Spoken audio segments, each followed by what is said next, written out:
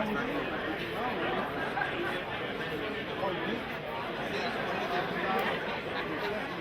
name is Julian Temple. I'm apologising, Lord Trefgarn is unable to make it this morning. He hopes to join us later in the day, our chairman of our trustees.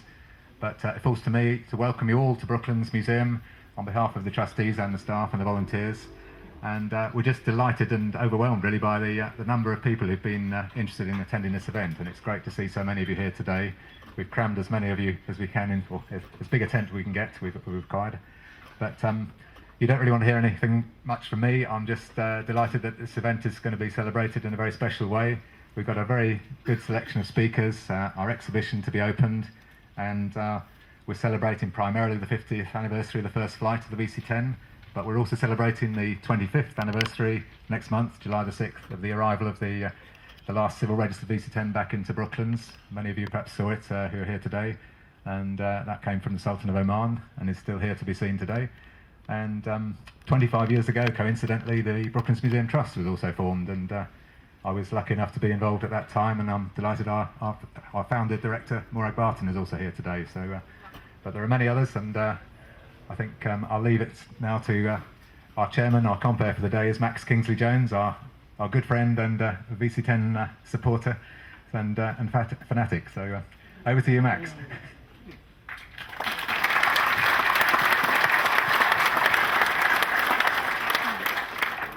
Good morning, everybody. Welcome to Brooklands for what must be an unprecedented gathering of VC10 alumni. It's amazing to think that on this day, half a century ago, the prototype VC10 G-ARTA was getting ready to fire up its 4 Rolls-Royce Conways and launch itself into the air a few hundred yards away from where we are now, what would be a 22-month flight test program. That program, of course, operated up the road at Wisley, but every one of the 54 VC10s that was built between 1962 and 1970 was assembled and made its first flight here at Brooklands, or BAC Weybridge as it was known then. A few even came back in from time to time. I think you'll all agree that Alan Wynne and Julian Temple and the Brooklands team have assembled an impressive gathering of VC10 past masters to transport us back to that big jet's heyday and give us a little VC tenderness. We'll hear VC10 tales from former pilots, engineers, cabin crew and an airline chief. And the CEO of 101 Squadron Royal Air Force will tell us what it's like flying the jets operationally in the 21st century. I'd also like to welcome the many notable former Vickers VC factory personnel, past and present airline pilots, crew and ground staff, RAF personnel and enthusiasts, me one of them, all of whom have had close associations with the VC10. We also have at least one VC10 author amongst us. The first flight on a Friday back in 1962 actually took place at 5:25 in the evening. On board were Vickers test pilots Jock Bryce, Brian Trubshaw and Bill Cairns, along with 3 observers. The VC10 took off at a weight of 82 tonnes, and Jock reported that it was airborne in just over 2,000 feet. Keeping an eye on the proceedings that day was BAC's legendary boss, Sir George Edwards. So I'm delighted to welcome his daughter, Angela, as our special guest to officially open the fantastic VC10 exhibition on board Victor Mike at 12:15 today.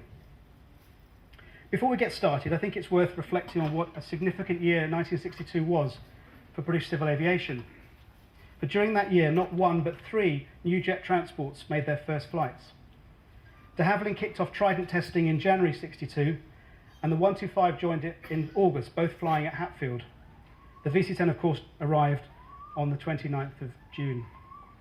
I think it's also remarkable that 50 years on, 2 of those 3 types are still in operation, and 1 is actually still in production. That's the 125, still being built up in North Wales. So without further ado, I want to kick off our VC10 retrospective with our first speaker, retired Vickers BAC engineer David Harwood, who will talk about the design and ground testing. David. Thank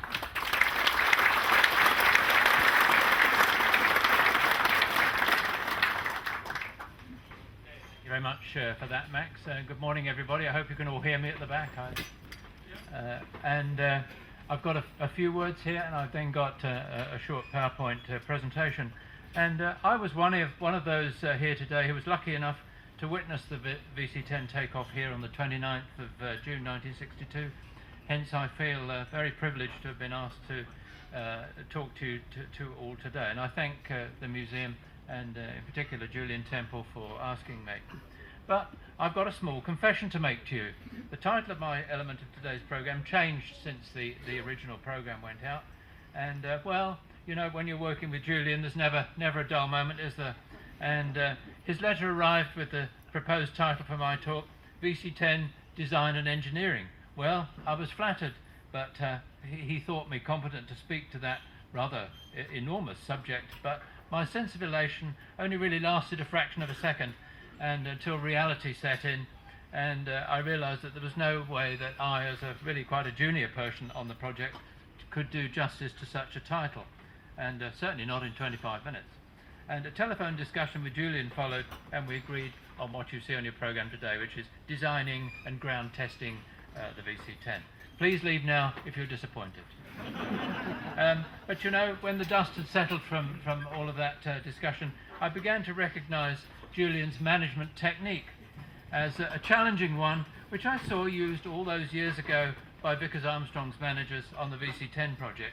Julian, I think bottled water in the future. There must be some Vickers DNA left over in the Brooklands Museum taps here. So, but seriously, one of the group of people who really get a mention in the context of the VC10 is the factory workforce, and their hand skills not only created a superb and long-lived aircraft, but they shared those skills willingly and ably with teenage apprentices like me. So I'm really most grateful to them. Those skills enabled them to cut, drill and form in the countless ways the various materials to build the aircraft that we celebrate today. So I'd really like to dedicate my element of this symposium to the former factory workforce. Now to a few PowerPoints to illustrate how we did it. And being an engineer, and the fact that the museum doesn't have a laser pointer, I'm going to use my slide rule as a pointer. How about that? So we'll have the first slide then, please. There is a picture from the archives of the first flight, so we'll quickly move on from that. You've got one of those on your program for today, and I thought I would just put up a little bit of a timeline here of some of the key VC10 dates, and if you like, some of my dates, because this is not an overview. I did say to Julian that this is more an underview rather than an overview, so because I was a junior person really, and yes, I saw the first flight in 1962. I certainly did not see the first commercial flight. Okay, we can move on to the next one.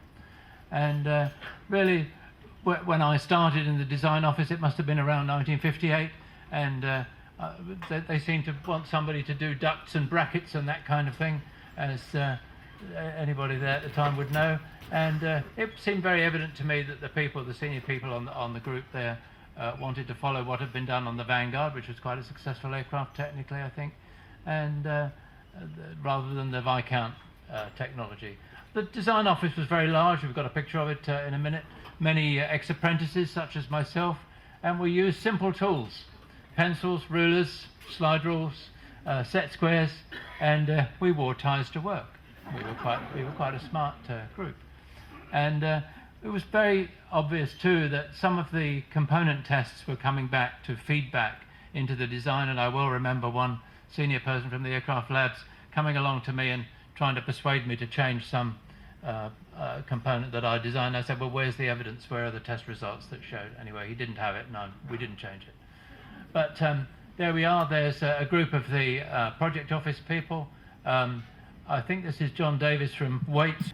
We've got in the centre of that group, we've got Ernie Marshall, who I think was Chief Project Engineer, and on the right we've got Maurice Wilmer, and just with only half his face showing is Sammy Walsh. And at the back here, and I'll tell you why I'm going to point him out. We have there is Jock Swanson, who was one of the people who designed the flap system on the VC10. So if you've ever worked on the flap system and you've cursed the people who designed it, it was Jock Swanson. Lovely man, super guy. Anyway, there we are. And yeah, we were all very smart. We wore ties to work. Okay, next one. And yes, it was a large design office. That only shows a part of it. I was sitting over somewhere about there, I think. I know that Roy Spurgeon has got the plan with my name on it. I think he's got two plans. One of it, my name's spelt wrongly, and the other it's spelt right. But it was good. It was a good place to work. We enjoyed ourselves there. Okay, we'll go for the next one. And yeah, we use simple tools. There's my slide rule and a pencil, set square. I'm a little bit worried about this, and I'll show you why.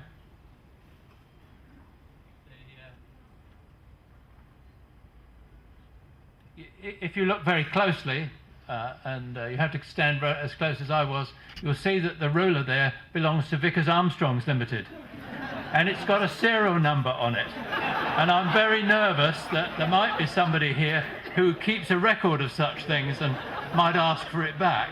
I've got it here if you want it. That's all. This is the first time that it has been back here since about 1964, I should think.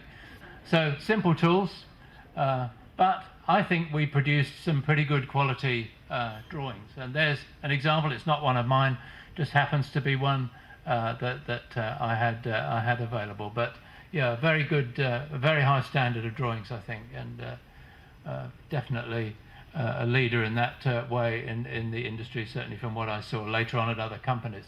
Okay. And but we had a lot of fun as well, and there was a program from the design office dinner. This was the highlight of our year, and quite amusing. There were a series of sketches which lampooned the management. The management loved it. Here we see some of their names here, and who proposed various toasts, and it was held on one of the islands in the Thames. Was it Doyleycart Island? I can't remember now, but and there always seemed to be chairs broken afterwards. I don't know. It was really quite a highlight, and I do recall after I'd left the design office, I got invited back, and of course they embarrass visitors. They want the visitors from other departments to raise a toast to the people in the design office. Anyway, there we are. Okay, we can move on. And one of the, to get a little bit technical here, one of the important issues that was heavily discussed in the section when I first joined the power plant section in the design office was this question of using bleed air from the engines for cabin pressurization, or to use a mechanical compressor as had been done on the Vanguard. And the big debate was about the engine performance. Obviously a reduction in engine performance by bleeding off air probably changed the bypass ratio very slightly or something like that. And the decision seemed to hinge on the fact that with bleed air, the aircraft would not meet the range criteria in the specification. And certainly I recall one of the other options that was looked at was to put an additional LP compressor stage on the engine, and I certainly remember doing a drawing for that. I don't know whether Roy Spurgeon did that, but anyway, I certainly remember doing that. And but eventually the compressor solution was chosen. Quite interesting, isn't it, that the Boeing 787 has mechanical air compressor. It does not use bleed air. So, as in many areas of aviation, the thing goes full circle. Okay. I think the gestation of the VC10 is actually very well documented. A lot of books, magazines, that kind of thing. And the book I happened to use was the Lance Cole book, which I actually bought in the museum shop here. And certainly I remember all the names mentioned in there who expressed interest in what we were doing on our drawing boards. And I think we were pretty well managed, really. It was a pretty civilized place to work.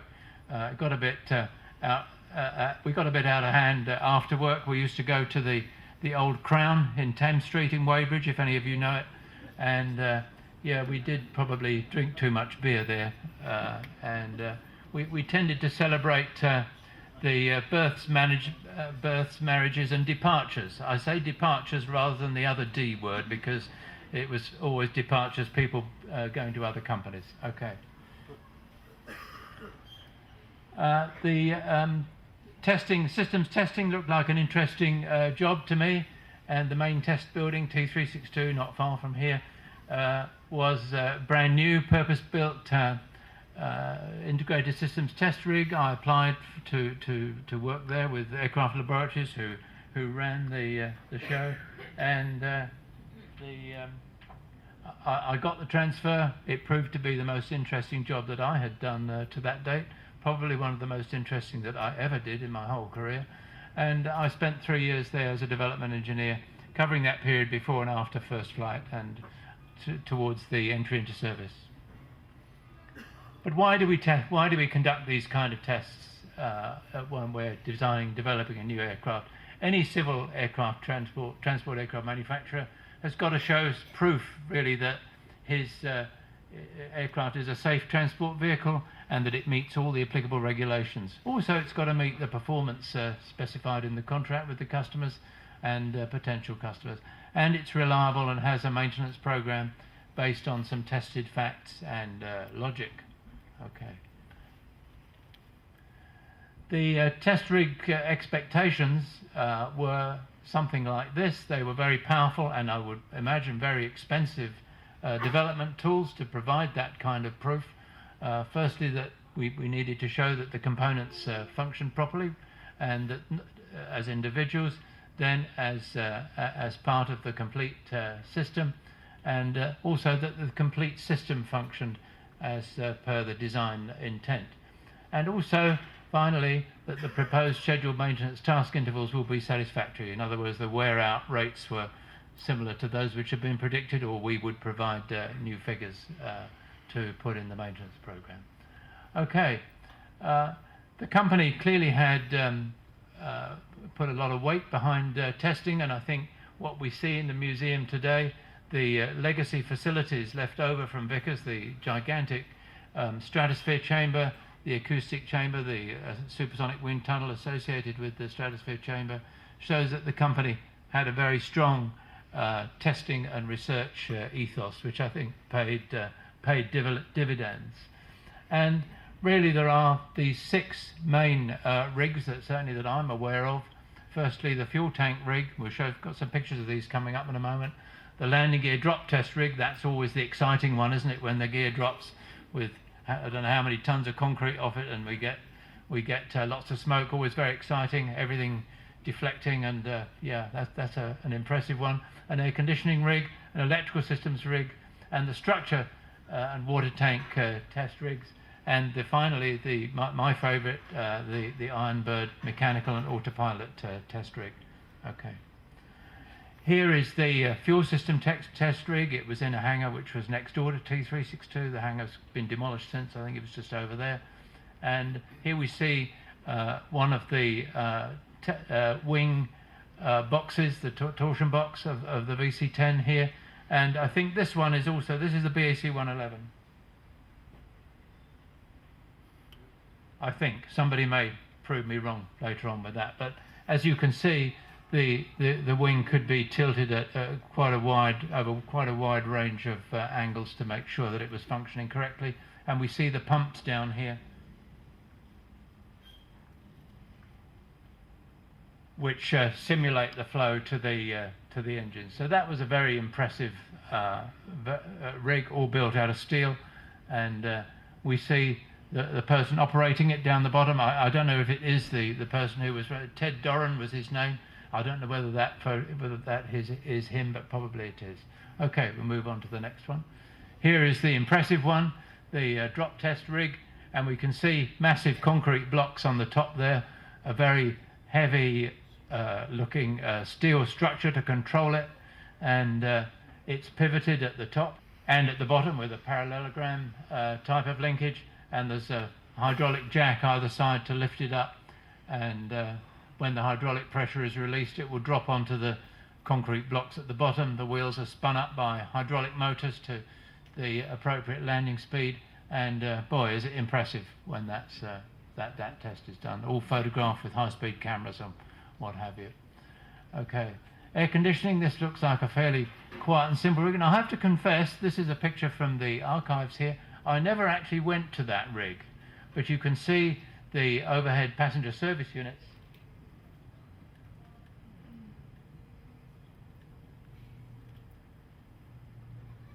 Running down the so-called fuselage, but I think it's fairly evident to see that it's measuring flow rates and that kind of thing for the cabin air. Somebody can probably tell you more about it than I can. This, I think, is quite an interesting one. We see really quite a large test rig here, but only quite a small panel that we're testing.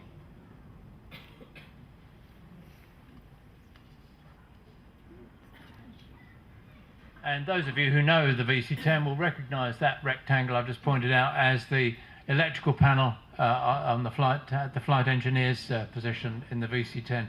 But my goodness, look at all the test equipment around it. And so they were able to simulate the complete electrical system there. I think the gentleman sitting down is Jack Ratcliffe. I'm not too sure, but maybe somebody can tell me. And I don't know the names of the two people in white coats either. Okay. And this is always another one that you know gets photographs in magazines and newspapers. This is the structure test. This was done at Wisley, and again, this is another picture from the archives. And it took me a little while before I realised that there's an interloper there. There's a cuckoo in the nest, or trying to be.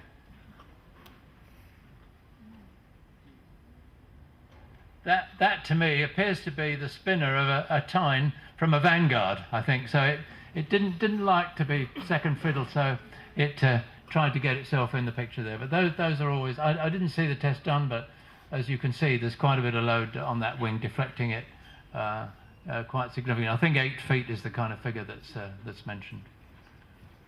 And the other structure test that was done was the water tank, and you've probably seen around the museum, you've probably seen that test article, that forward fuselage there, which was tested in the water tank.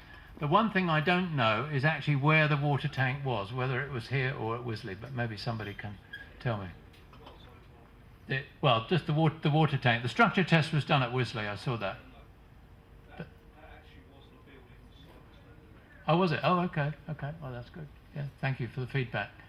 Okay, we'll go to the next one. And here is the integrated systems test rig at an early stage of its build. And we see the fuselage running down the centre, and at the top right hand corner we see the T-tail tailplane and tailplane actuator, and various people working on it. The building in the centre is actually the autopilot test lab, where the Elliott's people were testing, conducting the autopilot testing. I worked on that rig for a better part of 3 years, and we had a lot of fun with that. And this is a bit of an iconic picture. This is very similar to a picture that appeared in the Daily Telegraph, which I've got over here. And I have to tell you that this is me.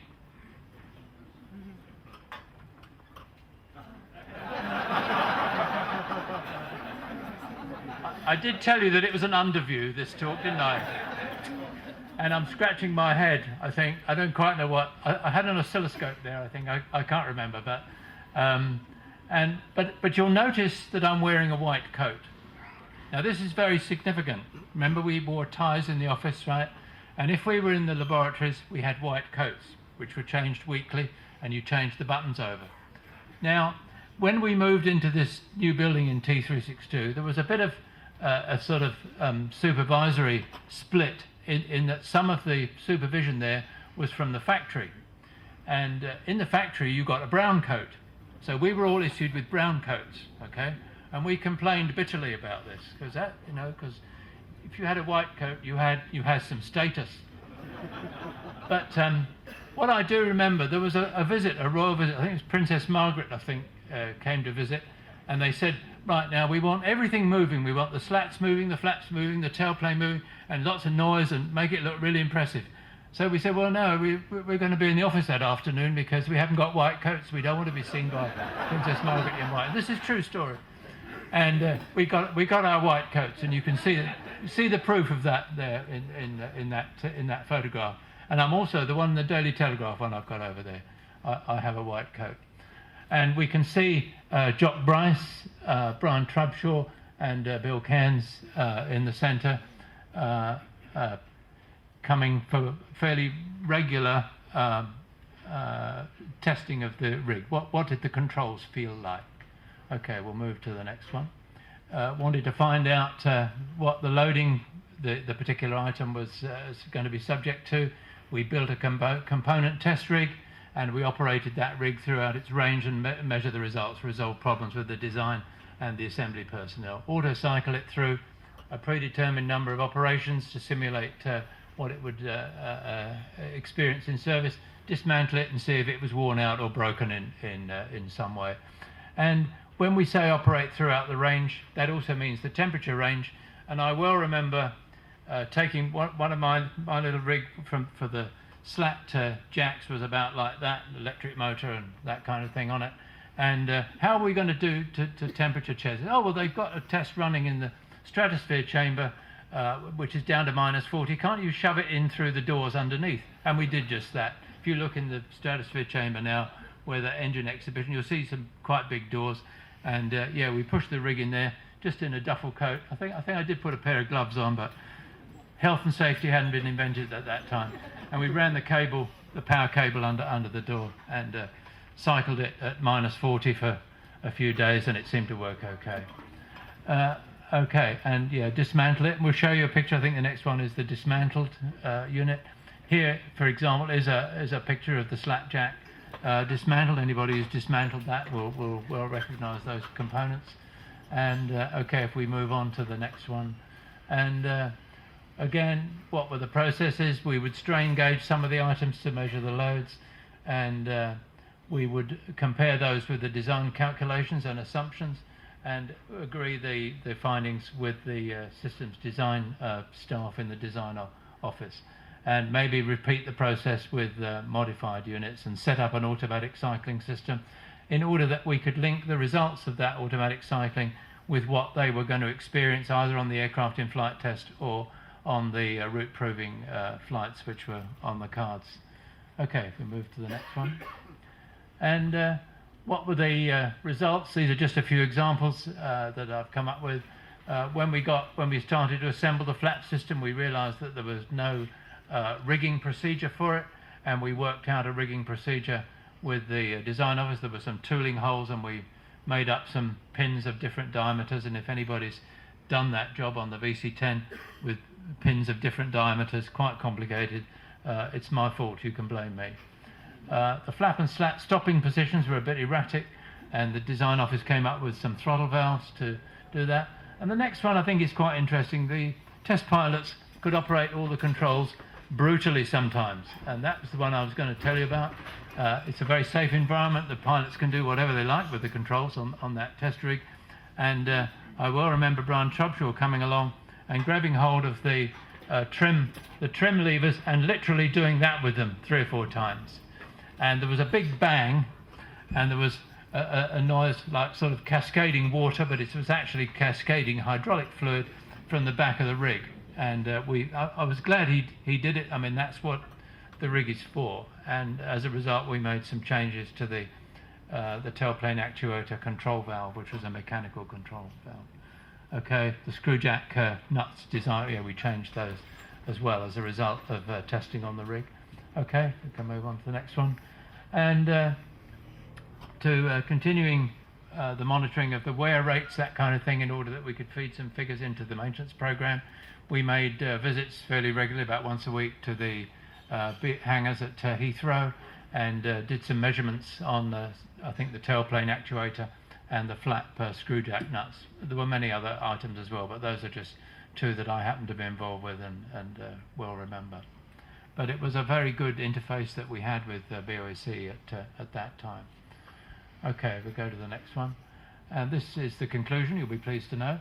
And they were hugely valuable. I suggest to you these rigs, not only during the design and manufacturing process, but also to entry into service. And I've seen other rigs at other manufacturers, and I think ours was pretty good. I think it was probably certainly world class at the time. But the others I've seen subsequently were maybe not quite so comprehensive. But I'm a bit biased, but I've got a complaint. The management of the aircraft laboratories never told us that our testing should cover a 50-year service life. So, thank you very much.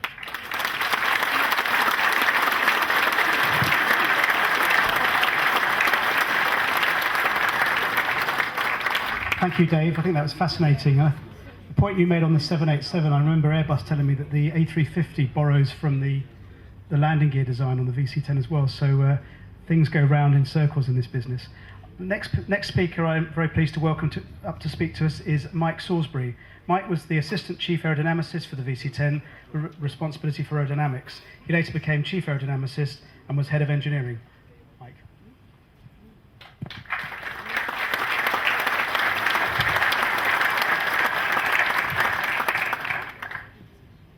I took over the aerodynamic responsibility under Ken Lawson for the VC10 just after first flight.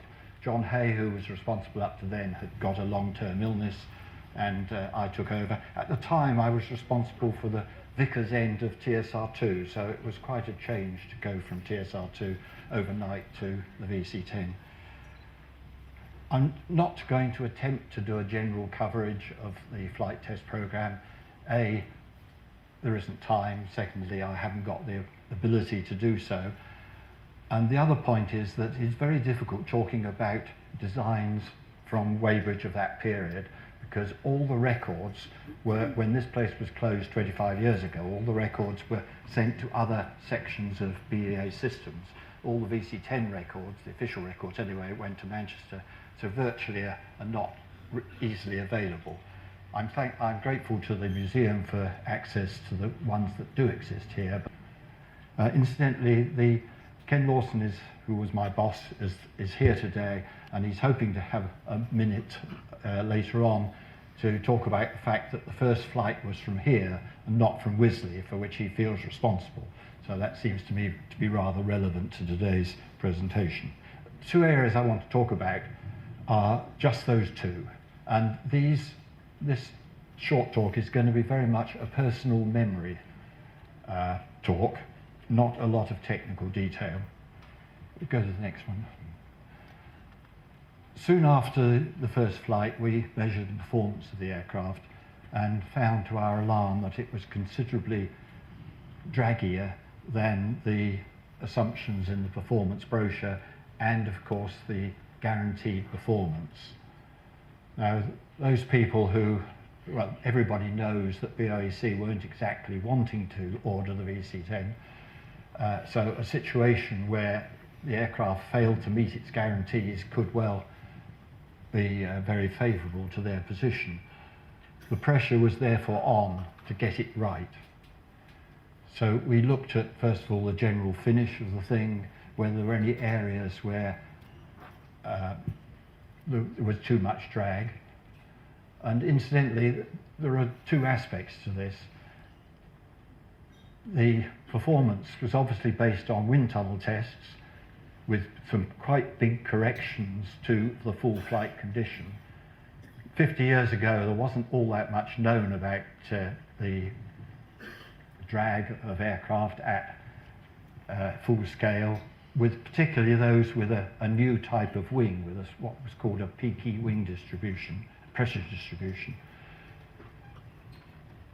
Coming in from outside, in a sense, on the VC10, I was able to look at the estimates objectively, and in my opinion, the original performance estimates were a bit optimistic. So we weren't only looking for something that had gone wrong, but we were also faced with the fact that the original guarantees were perhaps a bit optimistic. Not that that made any difference. The problem was we had to get the drag down. One of the areas was that the slat, when in the cruise condition, was proud of the wing. That was a step which obviously wasn't represented on the wind tunnel model, and the flap fitting wasn't good. Various things. The engine nacelle looked as a possible area where there was too much drag. There was no way you could reproduce engines on wind tunnel models, so that was an area we looked at, and I'll come on to the fourth one in a minute. Next slide, please. One of the things we did was to tape up the slats in the closed position and make the surface as smooth as possible, and the flaps. That meant taking the aircraft to somewhere else with a long runway. We had to take off on land without slats and flaps. We measured some performance improvements with that, but of course you're then faced with the practical difficulties of how you can operate the slats and flaps with a nice smooth surface when they're home. The other thing we were doing was to borrowing wind tunnel techniques and stick bits of wool all over the suspect areas. That's a picture of, can't see it very clearly, but there are a large number of tufts of wool stuck onto the nacelles and the rear fuselage there. How that photograph was taken, I'm not sure, because you probably see up there it was taken at 40,000 feet, and I doubt very much whether we had a chase aircraft or anything to take that, but I don't know where the camera was. One of the other things which we were testing was a modification to the wing leading edge. And incidentally, we were having, obviously, as I say, there was a lot of pressure on us. We consulted the RAE and the National Physical Laboratory at Teddington, which existed in those days, had aerodynamic experts. They all came up with their ideas as to why the drag was too high. And when I say too high, it was not just a little bit, it was in double figures as a percentage. And therefore quite difficult to get down. All the experts in the office were making suggestions, which we were wind tunnel testing, and then in many cases flight testing. Another difficulty was that the accuracy of measuring performance in flight, either thrust or fuel, was not that accurate, and many of the things we were trying perhaps would knock 0.5% off the drag, and you couldn't measure the drag in flight due to the scatter on the results to perhaps better than 1%. So in many cases we had to lump together 3 or 4 modifications, fit those, measure the improved performance, but that left you with not knowing which one had actually been an improvement, so you were left with productionizing all 4 modifications. A bit expensive. I remember on one occasion, one of these meetings with Sir George and some of the other directors, they were almost weekly. Sir George said, "No, how are we doing?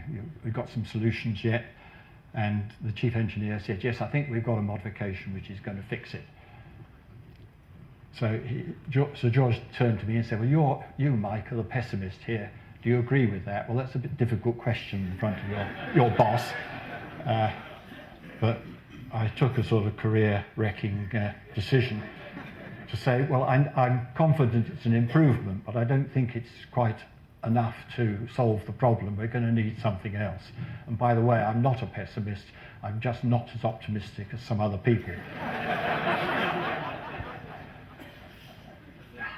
One of the other things we were doing was to, as I mentioned, modify the leading edge, and we were building up the leading edge with wood and flight testing it after the wind tunnel tests, and we found quite a big improvement, about over 4% I think it was. But the modification would have affected the main torque box of the wing as well as just the slats. Again, we reported at one of our meetings with Sir George, and he turned to the production director, who had been pre-warned, and said, "Well, what's this mod going to cost us?" And he came up with an astronomical figure. So Sir George turned back to Ken Lawson and myself, and the chief engineer, of course, and said, well done, chaps. Now I'll go away and find something we can afford." So that particular leading edge was named in the office the rich man's leading edge, and we went on to develop a poor man's leading edge, which wasn't quite so good, but we could afford it. Anyway, with all these modifications, we did manage to get the thing into a state where it could be delivered from the performance guarantee point of view. Now, of course, while this was all going on, we couldn't get on with the CFA flight testing, and including the stall program. The stall programs in 1963 were a rather delicate issue. One of the improvements, going back to the back end, I don't know if you noticed what the nacelles looked like in the previous slide, but I won't bother to go back. This is a beaver tail, which we stuck between the nacelles, and that was one of the things which gave us a significant improvement in drag and wasn't one of the most expensive of the estimates. Another mod which we did was to twist the engine nacelles we did in the wind tunnel by 3 degrees to reduce the drag. Not practical, obviously, to do a mod in flight and measure before and after. It was an improvement, but it was decided that that was impossible to introduce onto the standard VC10s, but a decision was made to put it on the super VC10s, Now, ironically, the model tests have been done with a standard VC10 configuration. Sometime later, we repeated the check of the modification with a super longer fuselage, and ironically found that whilst it would have been a good thing on the standard VC10, it wasn't worth anything on the super VC10, but we decided to do it by then. The other thing I want to talk about was the stall situation. Flaps and slats out, there was quite a lot of buffet on the aircraft. You then got to the problem with all T-tail aeroplanes, they all had it to some degree, was a pitch up at the stall, and also the risk of going into a deep locked-in stall. I think many people here will remember the 22nd of October 1963 accident with a 111, which was being flight tested more or less in parallel with the VC10. Because of the drag problems, the VC10 program was a little bit behind the 111. On that date, Mike Lithgow, the pilot, an old friend of mine from Supermarine days, was killed, and also my opposite number, who was responsible, Assistant Chief Aerodynamicist on the 111, was on the flight, and he was also killed with, of course, all the flight crew. The decision was made at that time by Sir George that in future no non-flight test crews were allowed to go on flights, or in particular on this sort of flying. One of the things we were doing was sticking tufts of wool all over the wing so we could see where the flow was breaking down, and the flight test crew were operating a cine camera through one of the windows, filming these tufts, and we were then looking at the film back in the office. It became impossible. Either the camera was pointed into the sun, or they were photographing the wrong bit of wing at the time, or we didn't know what the aircraft incidence was at the time of the picture. So I asked if I could go on the flight so I could actually see it. So they said they had to go to St George for permission, but they said, yes, okay, you can go on a stall flight. So I was told to report to Wisley at the appropriate time, don't be late. Got over there, went into the briefing room, and they said, right, you've got your parachute. I said, parachute? Nobody had mentioned a parachute to me. So they said, well, if you can get over the other side of the track, get your parachute fitted and be back here in half an hour, you can come with us, otherwise we're going without you. Well, I did that. I don't think I had any explanations about what to do with the parachute. I certainly had no explanations of how to get out of the aircraft if it was necessary. Anyway, we went off on this flight, and it was helpful in finding a solution, I think, but I did appreciate how difficult it is to squat looking out of a cabin window with a parachute on your back, operating a cine camera in severe buffet. So I could fully understand the flight test crew's problems. We found some solutions with different fence configurations and things called vortex generators,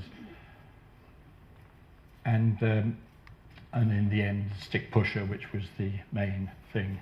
But as I said, this again was a highly pressured operation, and I do remember on one occasion I came in the morning, went to the wind tunnel, sat and looked at the wind tunnel results, went over to Wisley in the afternoon, looked at some flight results from the previous time, stayed at Wisley with Roy Holland, who was in charge of the technical side on the 111, on the VC10 there, stayed there all night, went home to breakfast, came back the following morning to the wind tunnel, and left the office again at 9 o'clock that night. Now, it wasn't always like that, obviously, but there were a lot of other people doing those sort of hours, but we were working 12-hour days quite frequently. Anyway, we fixed the slats out stall. I did go on one other flight, and that was the flaps up stall. The buffet was very heavy as you went into the stall, because the speeds were higher, of course. I know some of our pilots felt the buffet was so heavy that no pilot in his right mind would carry on pulling the wheel back with this level of buffet. But David Davis of the ARB had a different view on the matter. He said if you'd lost your ASI, you might well confuse that buffet with high Mach number and go on pulling the stick back. And I know that Brian Trubshaw was quite worried that the aircraft bits were going to fall off it with this level of buffet if you did it too often. So I went on one of these flights because we were telling the pilot he could go to 14 degrees incidence, come back, look at the flight results, and clear him for another degree. And this was taking ages. So I said, can I go on it? Because I can look at the records in flight and and then clear it to another one. I remember we got to 14 degrees and that was all right, so we said go 1 more degree. And the pilot concerned, who I won't name, was counting out the thing, and he said, right, 14, 15, 16, 17, 18, Christ, we should have jumped. I don't know whether he was serious or whether he was trying to frighten me, but he certainly succeeded. In the end, in order to settle the argument with Dave Davis as to whether the pilot would go on pulling harder, we did put the stick pusher to operate on the flaps up CG as well. Anyway, all this was very costly. We got there in the end. At one stage, Brian Trubshaw went to see Sir George and said, look, these chaps in the design offices are working pretty late. I reckon they're too tired to be making rational decisions, and it's my crew's life is at risk if they make the wrong decisions. And so I'm not going to accept any modifications which are decided on after 6 o'clock at night or something like that. I must admit, thinking about it afterwards, that I would have I think that the flight test crews were saying, you know, this chap sitting in the office is saying it's safe to go another degree. Does he really know what he's talking about? In the end, we got there, the aircraft, we had all the fixes done, the aircraft was covered. We did 6,000 hours of flight testing, including the route proving, and 700 hours were done on G-ARTA, which was the one aircraft that took the main brunt of it. That's not a lot in airline terms in hours, but in terms of flight testing, it's a lot. Thank you.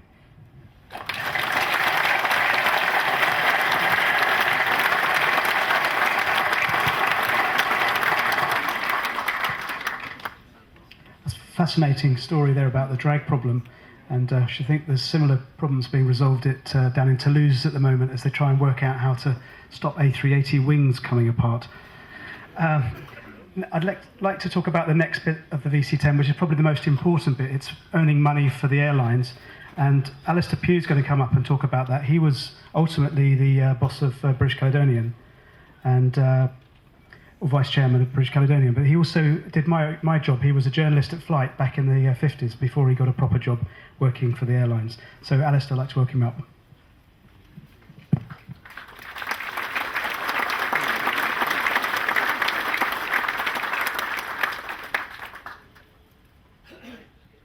Good morning. I don't have too much stick-free stability.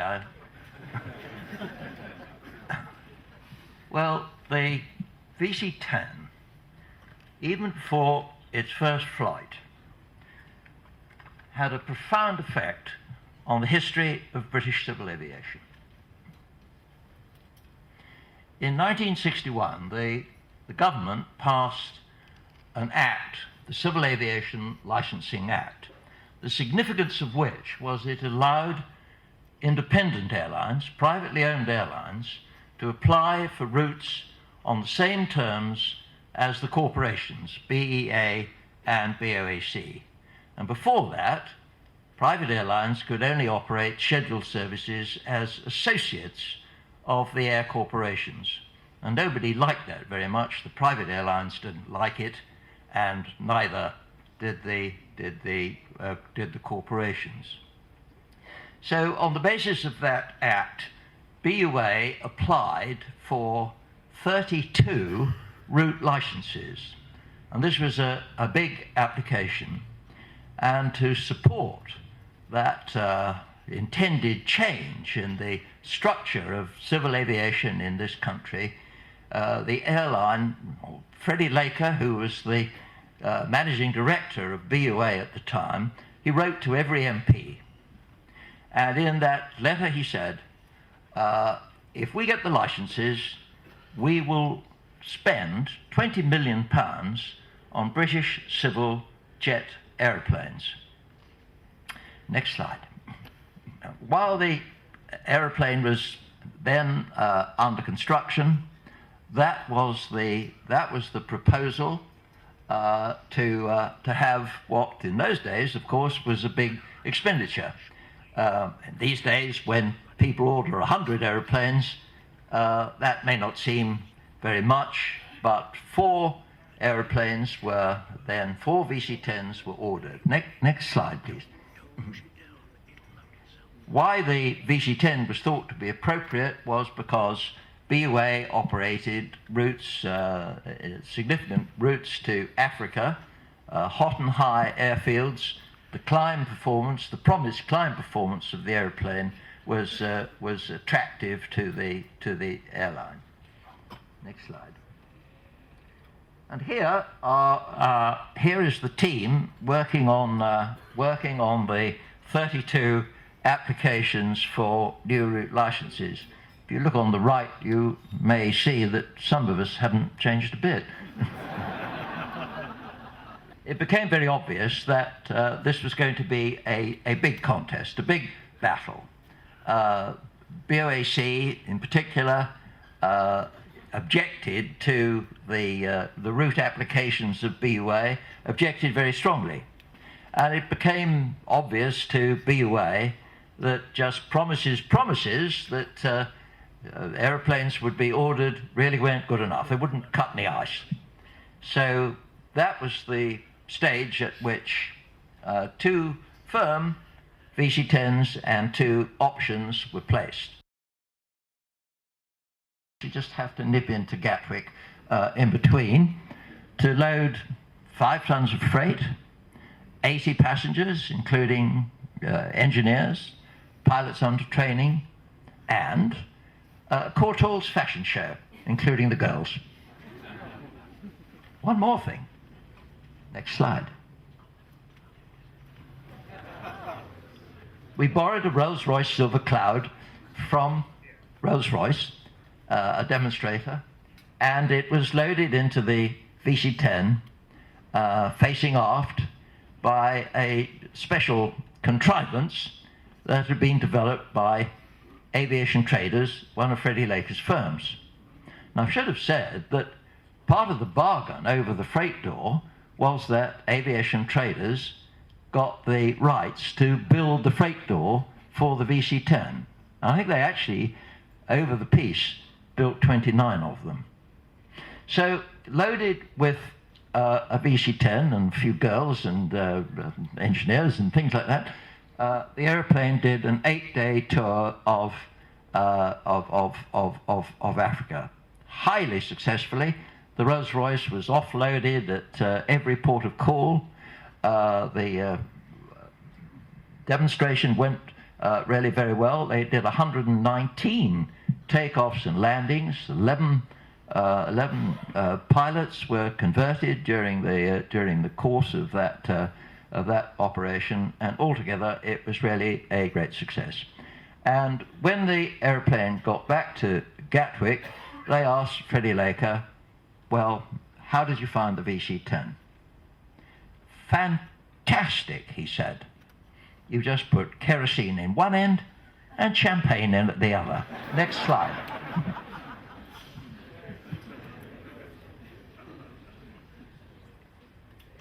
And next slide again, please.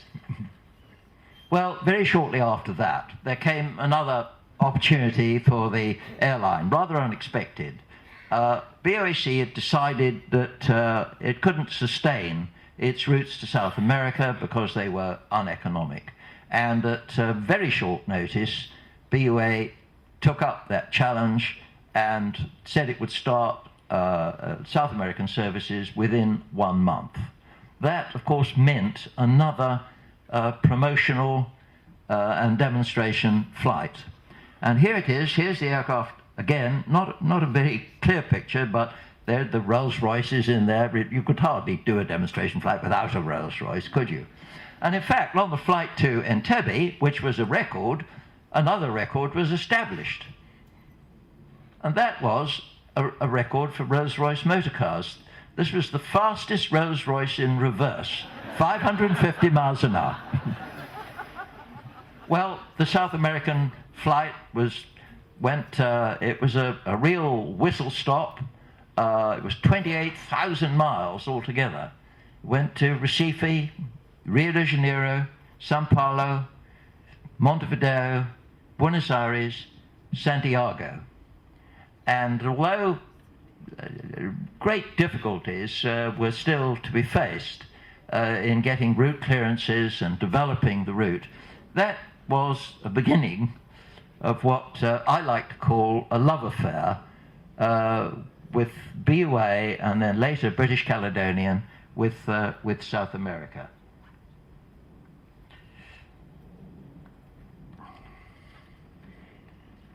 Now, after 6 months in service, and I suppose that's what I'm supposed to talk about, we thought the aeroplane was extremely popular.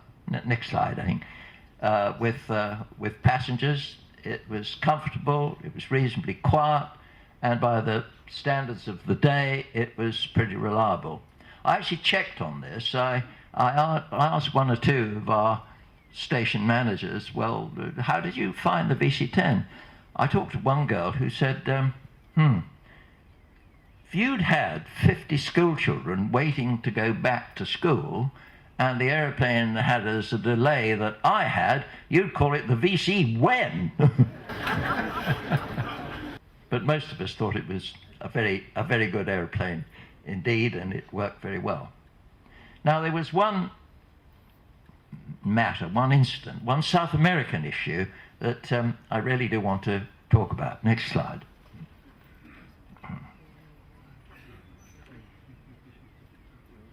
Pilots, I hope that impresses you.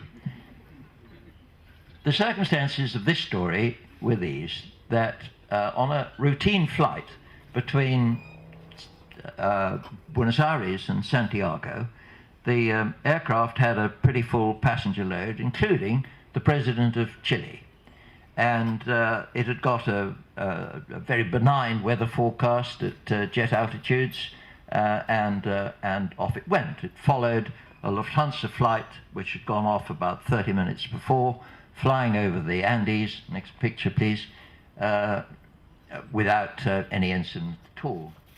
And the VC10 had some light cobblestone turbulence as it was climbing up. The passengers happily were strapped in. At a cruising altitude, suddenly all hell broke loose. They encountered very severe clear air turbulence. The roll varied between 40 and 60 degrees, Mach between 0.78 and 0.96. Every single light, 6 lights on the powered flying control units all came on. The data dropped off the flight recorder, and generally, one way or another, this was a 5 terrible minutes in the life of a civil airliner. While the passengers were strapped in, the crew were not, and the cabin crew were injured. Not so severely that they couldn't continue with the flight. Then after 5 minutes, they continued on to Santiago. The aircraft was damaged structurally, but not so badly that it couldn't fly home, but empty. And next slide. And there you are, and that was just one and a very exceptional incident in a 10-year life in the private airlines of BUA and British Caledonian of an extremely popular, very good aeroplane. It may have been a bit heavy. It may have been a bit short of range compared with some of its rivals, but it was an airplane for which these airlines had a quite enormous affection. And if you ask yourself, well, what happens to old airframes? What happened to that airplane that had that amazing incident across the Andes? You don't have far to look. Take a few steps, walk towards the banking, and there, come home for where it started life is Golf Alpha Sierra India X-ray, now in Omani colours, come home to Brooklands.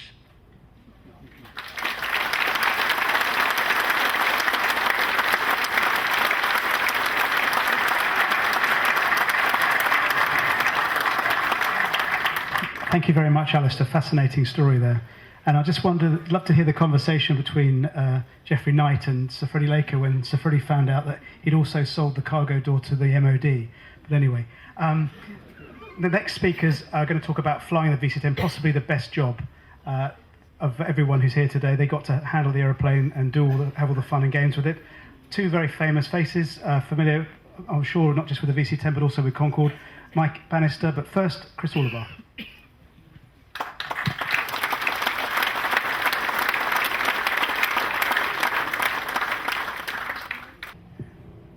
Well, in late 1962, I remember hearing a radio broadcast of an excited correspondent saying how fast he was going, how much electricity the engines were generating, and he was talking from a VC10. That was 1962.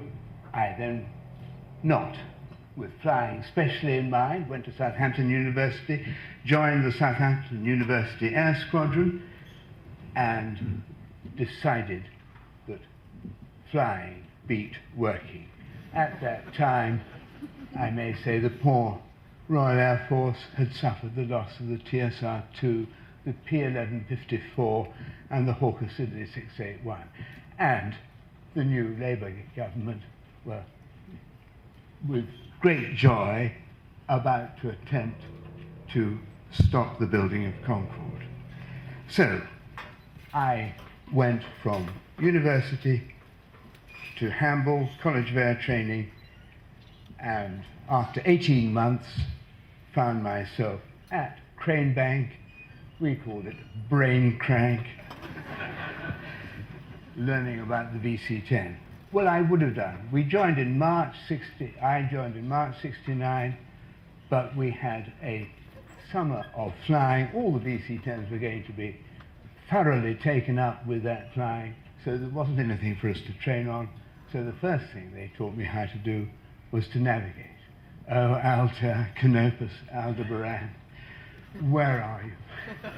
Anyway, that was astronavigation, followed by long-range radio navigation, and then eventually, in the autumn, onto the VC10. Simulator, and then flying at Shannon. Now, this was a great moment. Apart from anything else, we had to do various air work exercises. One of them, apart from not going too fast and getting the tuck under, we never got quite to 0.96 Mach, very forbidden territory, but we did just about experience the high Mach number tuck under. But the most exciting was the recovery from the Dutch row. Now, you see my name up there quite long enough. I thought we'd better have a look at a VC10. This was taken in 1974 at Bahrain when we were training pilots to take over, I think, Oman or Middle East Airways or something. Anyway, recovery of Dutch roll. Now everybody here knows what a Dutch roll is. One wing comes slightly forward, gets more lift, then it gets dragged, yaws the other way, and the reverse happens. We have a yaw damper in order to prevent that, but the fun and games is all yaw dampers switched off, and Dutch roll initiated at high altitude, low indicated airspeed, and then at that point you have to not stop the Dutch roll with application of rudder, but by application of aileron. You wait until you've identified the wing which is about to come up. We're doing 30 degrees either side in a period of about a second or second and a half. I'm looking for advice from the front row again. And just as that right wing, if you fix on that, is about to come up, you whack on full right in. Now the fun was if the student had got it wrong. You were over at 90 degrees before you could say Jack Robinson. Anyway, so that was training, and the other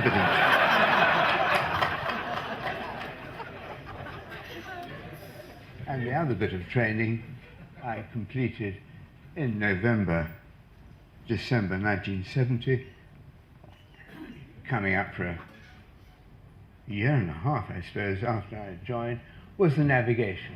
In those days, there were no inertial navigation systems. There were no... We carried a flight navigator. In the early days of the VC10, it was a pure flight navigator. Now, with a crew of 4, at least one of the pilots had to be a flight nav. Only great criticism I have of the VC10 was that the flight navigator's table faced rearwards, which meant I had immense difficulty trying to work out whether to turn right or to turn left to get back onto track. Years later, it occurred to me that Tony Blair suffered from exactly the same.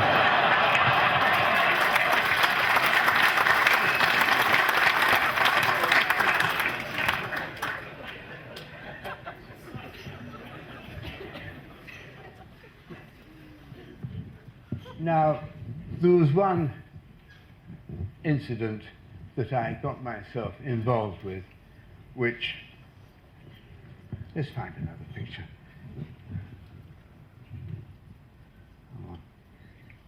Oh yes, I didn't think I got time to talk about the history of the VC10, the V1000 that was cancelled, the buried engines in the wings, because poor old Mike won't have any time to speak.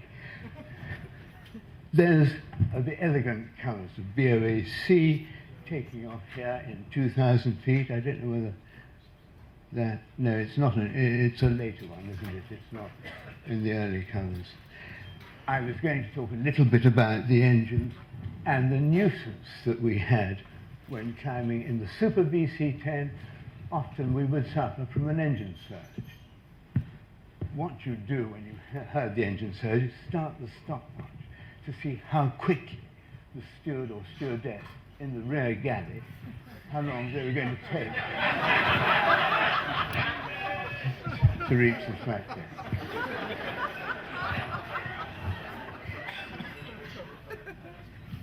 There is a picture of the leading edge of the wing, snapped out, and hopefully not too much drag. And there we are, landing at Bahrain. But no, I think it's taking off. The flaps look moderately up. Now, I was about to tell you about one incident that nearly came to tears. One morning, I was on the flight simulator as an assistant instructor, which was the position of the first officer, doing instrument rating and time rating exams and instructing generally on the simulator. Phone rang. It was John Darcy, Captain John Darcy, who was the flight manager of the VC10. Have you heard, he said? Well, of course I had. Had I heard about the hijacking to Tunis? And before I knew where I was saying, did he want a first officer to go along with him? Well, that's a stupid thing to say. By the time I realized what I said, it was far too late, and I didn't have any courage left in order to unvolunteer myself. We got there. With Ross Stainton on board and the senior members of BOAC, in negotiation with the captain, who was saying they're putting explosive charges all around the flight deck. Oh dear. Then, sadly, a passenger was shot. John Darcy, who had been in the army, was discussing how we should approach the aeroplane, not as a bunch, the three of us, well spread about, so we couldn't all be taken out at the same time. Ha! Well, the idea was that we were going to fly the hijacker to a sympathetic destination, Sana'a in Yemen in those days. I think they were a bunch of Palestinian sympathizers, but that's another story. Mercifully, they took the train instead.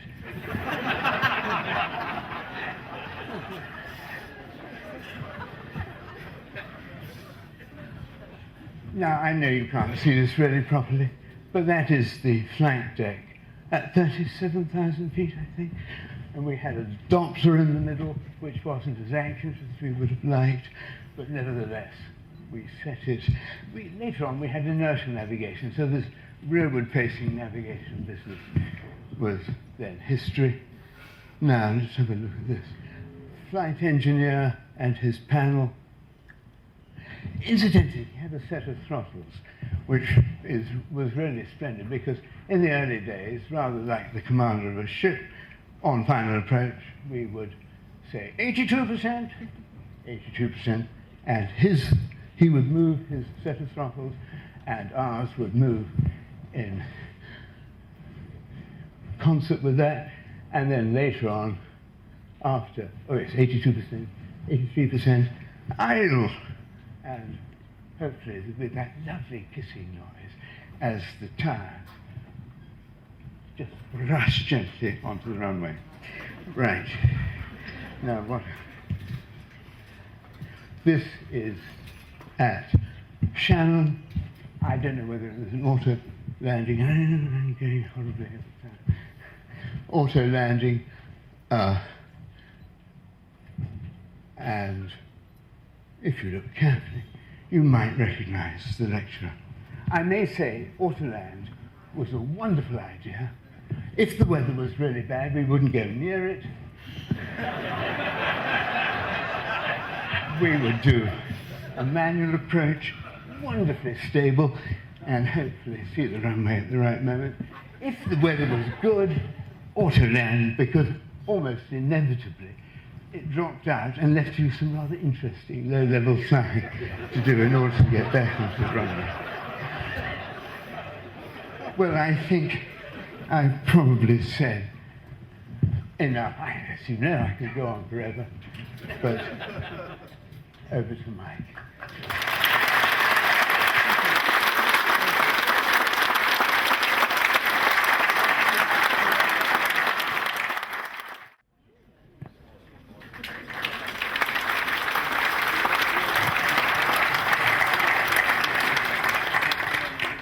Good afternoon, ladies and gentlemen. I was asked to speak for a little while and add a little colour to flying the VC10. So I had this wonderful PowerPoint show of photographs that I'd taken during my 9 years on the VC10 of all the wonderful trips I did down the route. And quite a lot of photographs had some very compromising aspects to them. When I arrived, I realised there are so many people in the room in the photographs, I couldn't afford the litigation. So I scrubbed that idea, and then I thought, I know what I'll do. I'll tell some little apocryphal stories. Now, I've known Chris Orlebar for 45 years. We were both at Hamble at the same time. So I sort of came up with some apocryphal stories, and as Chris was standing here, I was sitting at the front, crossing them off one by one. So I've got this cigarette packet here with just a couple of stories that were left. Now, the first thing is, I'm really glad I didn't know all that stuff about the VC10 stalling that Mike told us, because if I had, I think I'd have gone for the 707.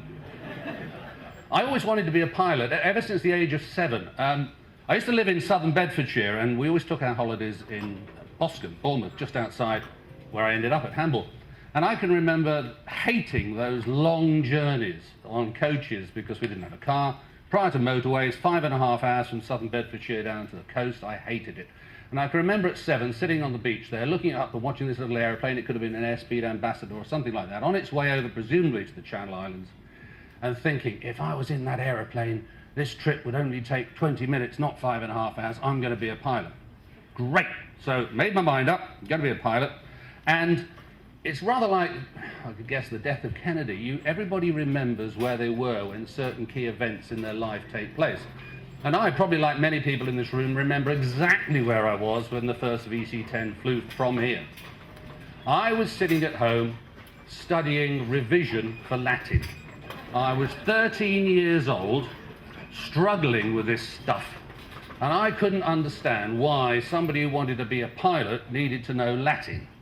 And I heard about the first VC10 flight, and I thought, if I could only just get onto that, I'd never need to use Latin again. So I studied very hard, and I got into the College Air Training at Hamble in 1967, on the course immediately after Chris, and Chris and I spent a lot of time together. And I know for a fact that it was his great ambition, as it was mine, to be lucky enough to fly the VC10. So we went through Hamble with that in mind and arrived at BOAC in 1969. Now, at that time, particularly with my course, not quite so much with Chris's, the aviation industry was surprisingly enough in what we might call a slight cyclical downturn. Neither BOAC nor BEA, who had sponsored all the pilots that went through Hamble, wanted any pilots. Now, we're 45 on a course, and because neither airline wanted any pilots, we were told by the principal at Hamble, immediately before we took our final exams, that if anybody failed more than 3 of the papers, and there were 21 papers and one was a 100% pass mark, if anyone failed more than 3 of the papers, they were out, and if anybody failed a paper on a resit, they were out. Really motivational stuff, this. We went from 45 to 30. And those 30 graduated, and neither BOAC nor BEA wanted us. And so I think we were the only course ever where all the pilots got the opportunity to go to the airline they wanted to go to because neither airline wanted us. So they said, well, we'll take you. So there were 18 of us. Off we went to BOAC, and we arrived, and we clearly weren't wanted because nothing happened for 2 weeks. Then somebody remembered we were there, gave us an induction course and said, we don't really want you as pilots. We've got this wonderful idea. We're going to make you just sole navigators. That's all you're going to do for the next 4 years. You're just going to navigate. And everybody is, oh, well, at least we've got a job. So off we go, start our navigation course. And we're going to navigate both the 707 and the VC10. We're not going to fly either of them. We're just going to be navigators. Well, a week into this course, in walks a senior pilot manager, and he hands out this form. And this form has on it 5 check boxes. One of them's, I very much want to be a VC10 pilot. The other one is, I want to be a VC10 pilot. One of them is, I don't really care what happens. One of them is, I want to be a 707 pilot. And the other one is, I very much want to be a 707 pilot. Now, there were some suspicious people in the room who thought this was a trick, who ticked the, I don't really care what happens. But there were 6 of us who thought, oh, this is great, I'll tick that box at the top that says, I very much want to be a VC10 pilot. So 6 of the 18 did that. He picked the papers up and he said, you 6 come with me, you're on a VC10 pilot's course, you others carry on, you're going to be navigating for the next 4 years. And actually that is what happened. So off we went to do our VC10 course, and in those days the technical side was chalk and talk, and then there was the simulation. The simulator was a wonderful beast. It was a one-axis motion, if I recall. And then we went off to base flying. Now base flying was the real McCoy. You really got to fly. I remember one particular base training captain, Jeff Morrell, I think Chris touched on it, and just demonstrating to us how wonderful this aeroplane was, how the designers that we've heard from had created such a magnificent aircraft. He demonstrated the circuit. Chris talked about percentage power. And we took off, we got to 500 feet, and he said to the engineer, 84%, and he never touched the throttles again. We went all the way around the circuit, all the configuration changes, all the gear up, gear down, flap changes, round the circuit, all the way down the approach, perfectly flown, and he just turned to the engineer and said, idle. The engineer pulled the throttles and he just kissed the ground. And if there was ever a demonstration to us pilots, who are the fortunate people that fly, the benefit of all the effort and energy that the designers and manufacturers have put together, ever got, it was this wonderful aeroplane that was so beautifully balanced and so beautiful to fly. It was an absolute joy. So he showed us stuff like that. And the other thing that he did was to take sprogs like me. I was only 20 at the time. Can you imagine these days, you know, a 20-year-old pilot being able to fly the most sophisticated aircraft in a major international airline, which doesn't work like that anymore. And the very first thing that you did once you went out of the circuit was to do your instrument rating renewal. And he said, well, you're so well trained at Hamble, this is such a wonderful airplane, we can actually put you through your renewal test way into your training. And if you did that, you got a little reward. If you succeeded, Jeff would do one of the crazy things that he was renowned for doing. Hands up all those that have seen the Isle of Arran only half a mile away, towering above them. Got a few. Hands up all those that really didn't think we were going to pull up in time to miss the Cliffs of Moher. Oh, yeah, a few, yeah. Just off the top of the Cliffs of Moher is a restaurant. And this particular night when we were in Southern Ireland, we'd gone out to this restaurant. And it normally worked a treat. One of the people would say with a BOAC VC10 crew, and you expect, to clear the tables, you'll have the one by the window, you'll get a bottle of wine for free. This just didn't happen. We went in there, the whole crew, and we got the most appalling service. And Jeff was really upset. And you could see he was boiling inside. And, calm down, calm down. So we had the meal. And then he sort of his eyes lit up, and he said, I'll get my own back on him. So the following day, off we go. We do our flying. We know we're going to attack the Cliffs of Moher. I mean, normally you're quite low, but 50 feet. But this day we decided to be a bit less than that, and a bit more adventurous. So we came over at about 25, and he pulled up over the Cliffs of Moher, which we just missed, and they started descending. I thought, what's going on now? Well, this restaurant's there. He descended to, what should I say, 500 feet-ish above this restaurant, slightly less than that, at idle power, and then poured on all 4 Conway engines at about 350 feet. And apparently the cost of replacing the roof panels was significantly more than it would have been to give the BOAC crew a couple of bottles of wine.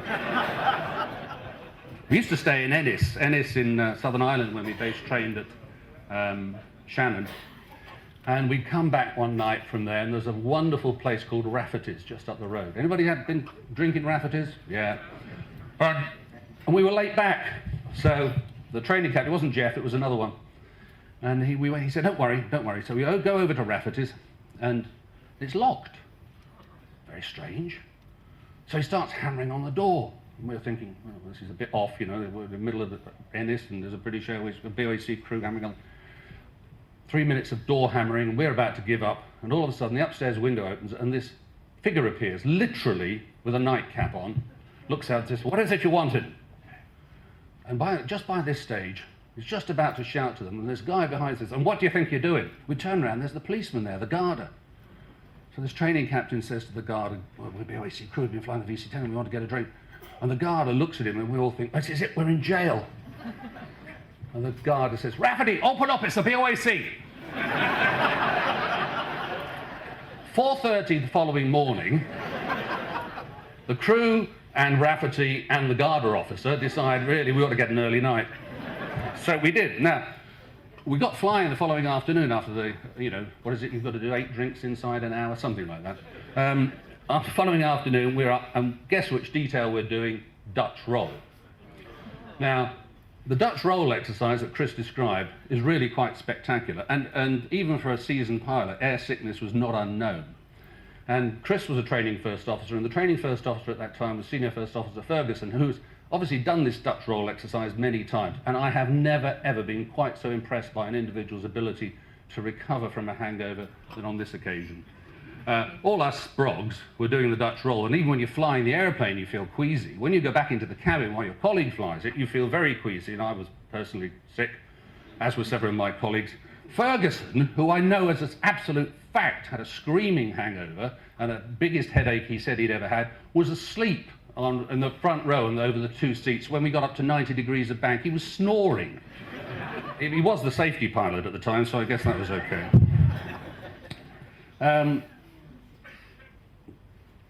Chris mentioned navigation and the sextant, and I said that was what we first did.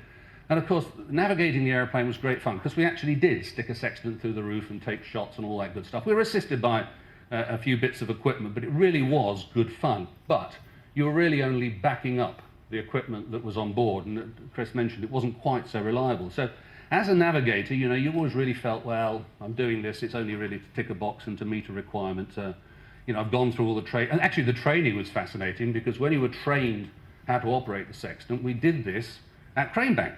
And in the training centre at Cranebank, they had got in the roof of the training centre a mock-up of a VC10 sextant mount, and you actually, literally, stuck a sextant through the roof of Cranebank, and you had to work out some astro shots, you know, the sun, the moon, Venus, whatever, or if it was in the winter, the stars, and you had to work out and plot exactly where Cranebank is. Now, that's not too difficult if you know Cranebank's on the southeast corner of Heathrow. So we all go in there thinking, this is going to be dead easy, we know where Cranebank is because we parked our cars here earlier on today. So we do this, and you get a result that puts Cranebank 4 miles down the A30. And so you think, oh, this can't be right. So you go back in, start all your calculations again, and the second result puts you 4.5 miles down the A30. And there were two groups of trainees. I'm sure some of my colleagues found themselves in one or other. There was one group who thought, this can't be right, I'm going to fiddle my results and get Cranebank where it should be. And the other group who just said, well, that's what it is. And then we all got back together, we discovered that the sextant that they used was used because it was faulty, and actually it gave a result that said Cranebank was 4.5 miles down the A30. The other navigational incident, because Chris mentioned about the reliability of the system, I'd never forget my day. Coming up from Singapore, we'd gone over, coming over the Indian Ocean, just gone over the coast. I'm starting navigating, get my little tin of pencils out and my little pointy things, and just about to start working out the first air plot, and I look up at the Doppler, and the Doppler's indicating 45 degrees of drift and a ground speed of 27 knots. Now, I'm not sharp, but I'm pretty sharp enough to realise that's probably wrong. So I said to the captain, look, I think the Doppler's wrong. This is going to be a real air plot. And he looks at me as, so, you know. So I burst into action. This is great, and really doing what you're trained for. And so about 2 hours into this, I pass forward a heading to the captain, says, steer 323. And he turns to me and he says, that's 15 degrees of drift. Back into the system, you know, a few more calculations there, stick the sextant through the roof, shoot the pole star, shoot Venus, steer 321. That's still 13 degrees of drift. I'll come back. No, honestly, Captain, I'm absolutely convinced it's 321. You know, the course is 318, 3 degrees of drift. He said, oh, we had a rerouting about an hour ago, didn't we tell you?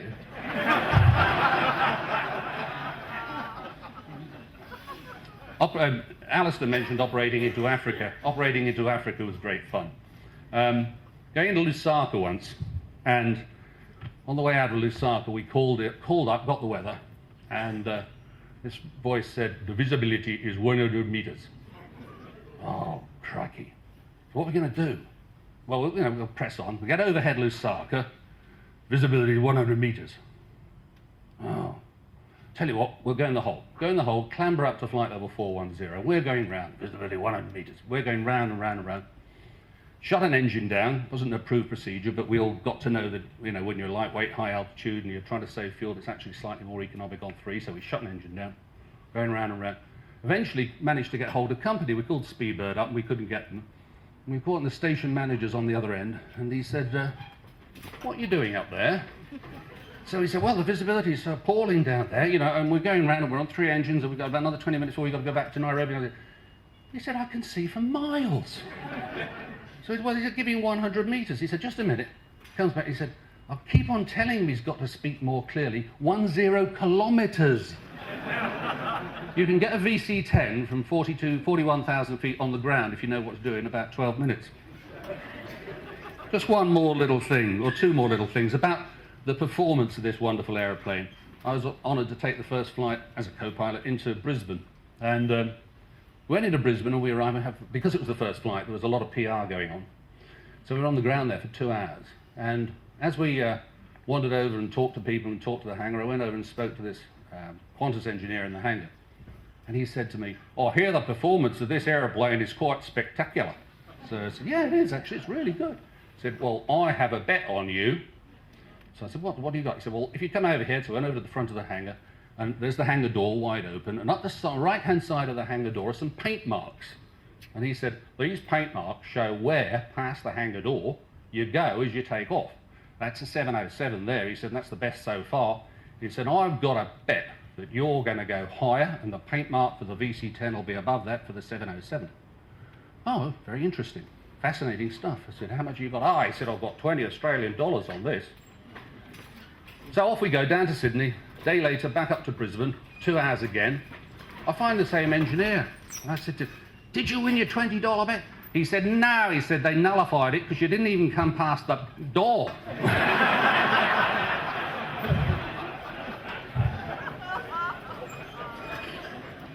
The other absolutely lovely thing, and this is gospelly true. In the days of yore, we used to be able to invite people up onto the flight deck, and on the VC10 in particular, it was great fun because there were long flights and often carrying children to and from Africa. And Chris mentioned the throttles that the flight engineer could move.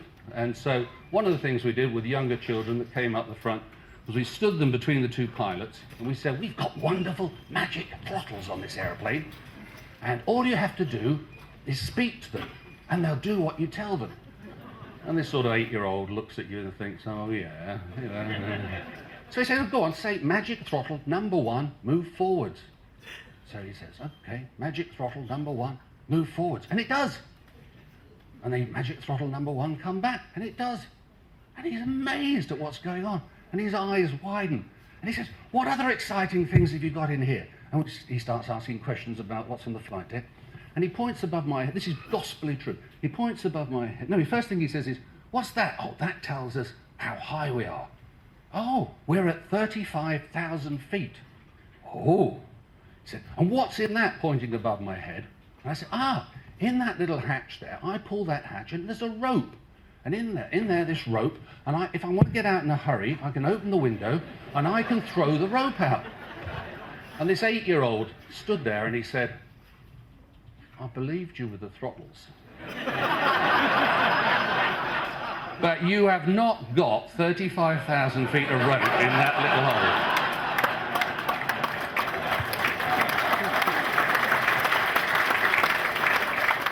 I'm very honoured to be a trustee here at Brooklands, and this is one of my great loves of my life. Don't let my wife hear that.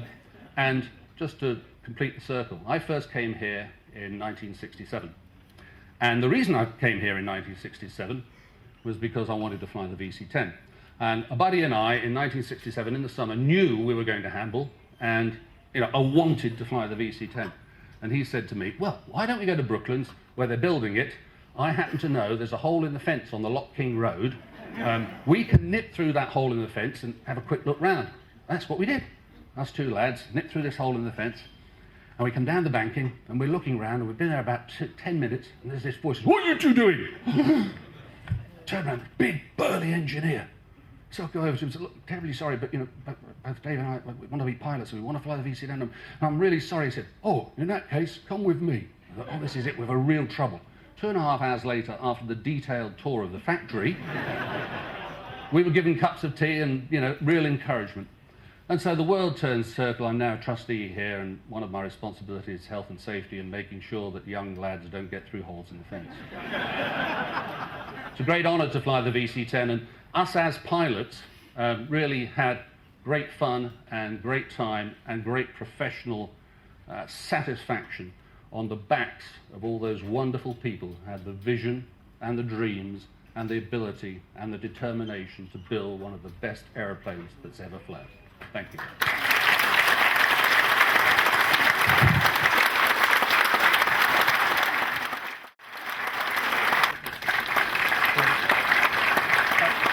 I'm going to start with an apology. I was supposed to provide you with a fly pass today. I have failed to do that. I know. The aircraft is currently taking 8 Tornadoes to Akrotiri. Therefore, I have no UK-based VC10s to come flying today. So my absolute apology. Hopefully, 25 minutes of me will make sure you never want to invite me again. As we started off, 101 Squadron is now the sole operator of the VC10s. We'll go into numbers and types a little bit further into my presentation. But we are now essentially an air-to-air refueling squadron. I do not carry passengers. I do not have a passenger capability anymore. So everything I'm going to talk to you about now is air-to-air refueling. And I know for a lot of the cabin crew, that is just not exciting, but you're still going to get it. Slide, please. We are intrinsically linked into squadrons in the Royal Air Force, and many squadrons have been retired since World War II. 101 Squadron has got a very distinguished history. The 100 series of squadrons are formed in World War I as Night Bomber Squadron. So the first Night Bomber Squadron was 100 Squadron. We are the second Night Bomber Squadron. World War I, we had started off with the FE-2B, but our main kind of campaign is World War II. 101 Squadron lost more aircrew through World War II than any other squadron. 1,124 guys were killed, and the Bomber Command Memorial was a big event for the 101 Squadron Association today, and it's great to see. The Vulcan was obviously a 101 Squadron crew that flew the Vulcan on the Black Book raids, which again is just an anniversary, and then disbanded and 84 reformed as an AAR squadron. And somewhere in this presentation I'm going to link 10 Squadron, which was formed in 1966 and got the C1Ks, or C1s they were at the time, and 101 Squadron in 2005 were mashed into one squadron, and I have a variety of aircraft now which we fly, and the marks make a difference to how I perform air-to-air refueling, and again I'll try and cover that. Slide please. So what I'm really here to talk about is the RAF, so the VC10 and RAF service slide.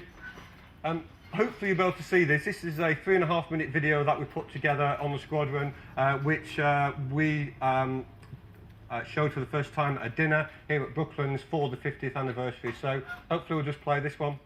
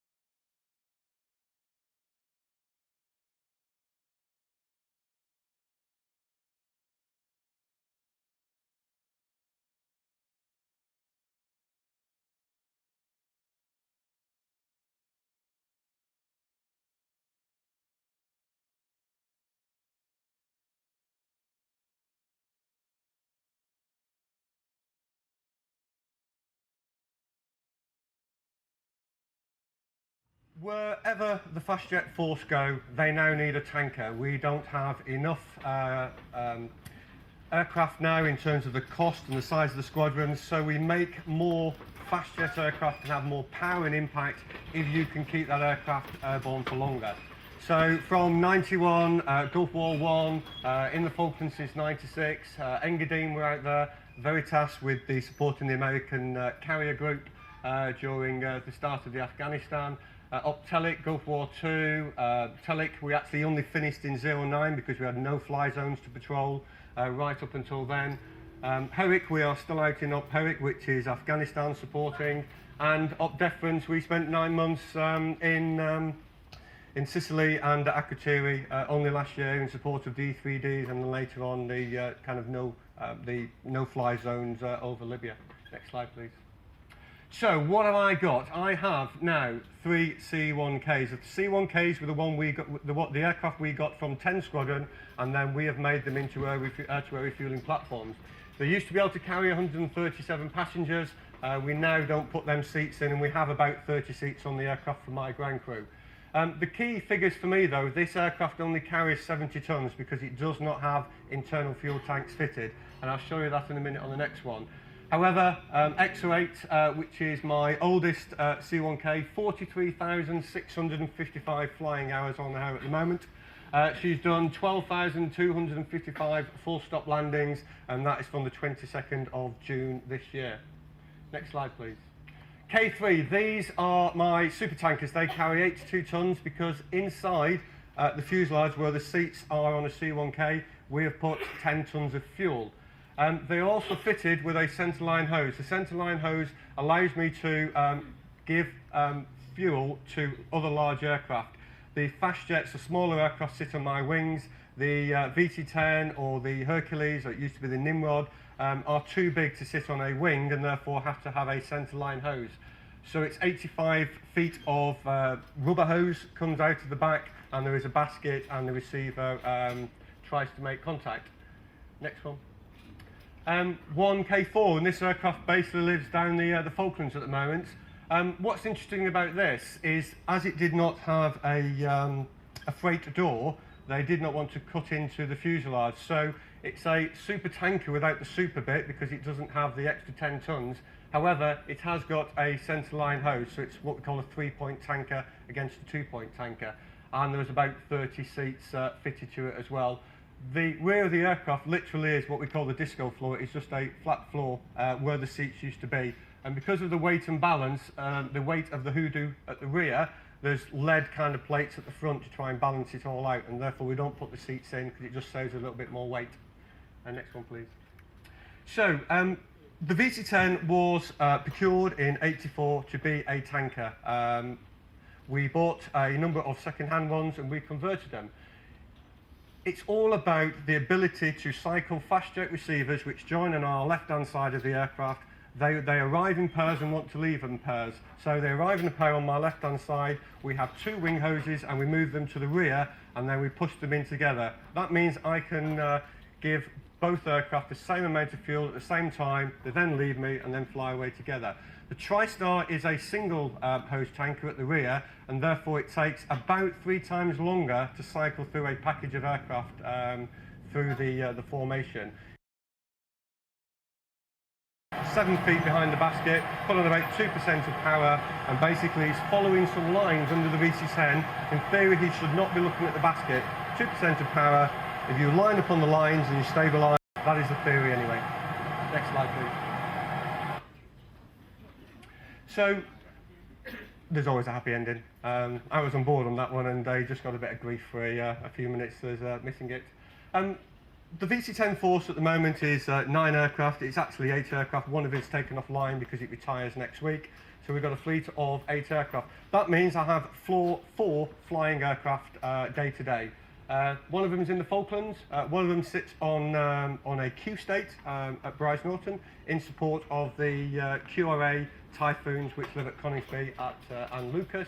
And one of them is based in Oman. So we have the single VC10 in the UK, which my crews keep currency on, or we send it away like we did a couple of days ago to move 8 GR4s over to Akrotiri. I've got 14 crews. The VC10 used to have 33 crews. It used to have 110 rear crew, the cabin crew. I used to have 370 ground engineers. So the numbers are quite low now, 14 crews, 187 ground engineers. And in theory, that's what I'll take through to my out of service date, which at the moment is stated as the 31st of March next year. Next slide.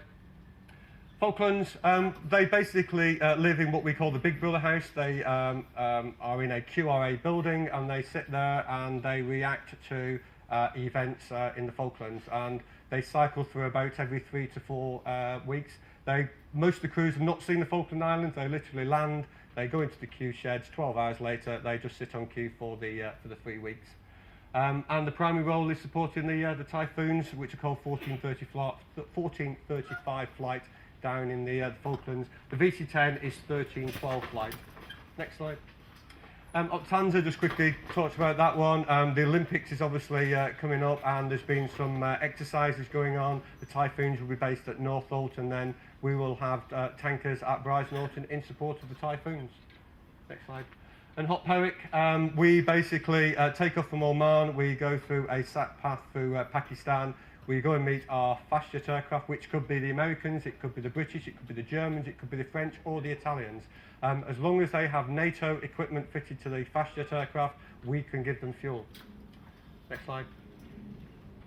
And air-to-air refueling, as I said at the start, is all about this great buzzword we have, a forced multiplier. You do not need as many expensive fast jet aircraft if you can keep them in the air longer.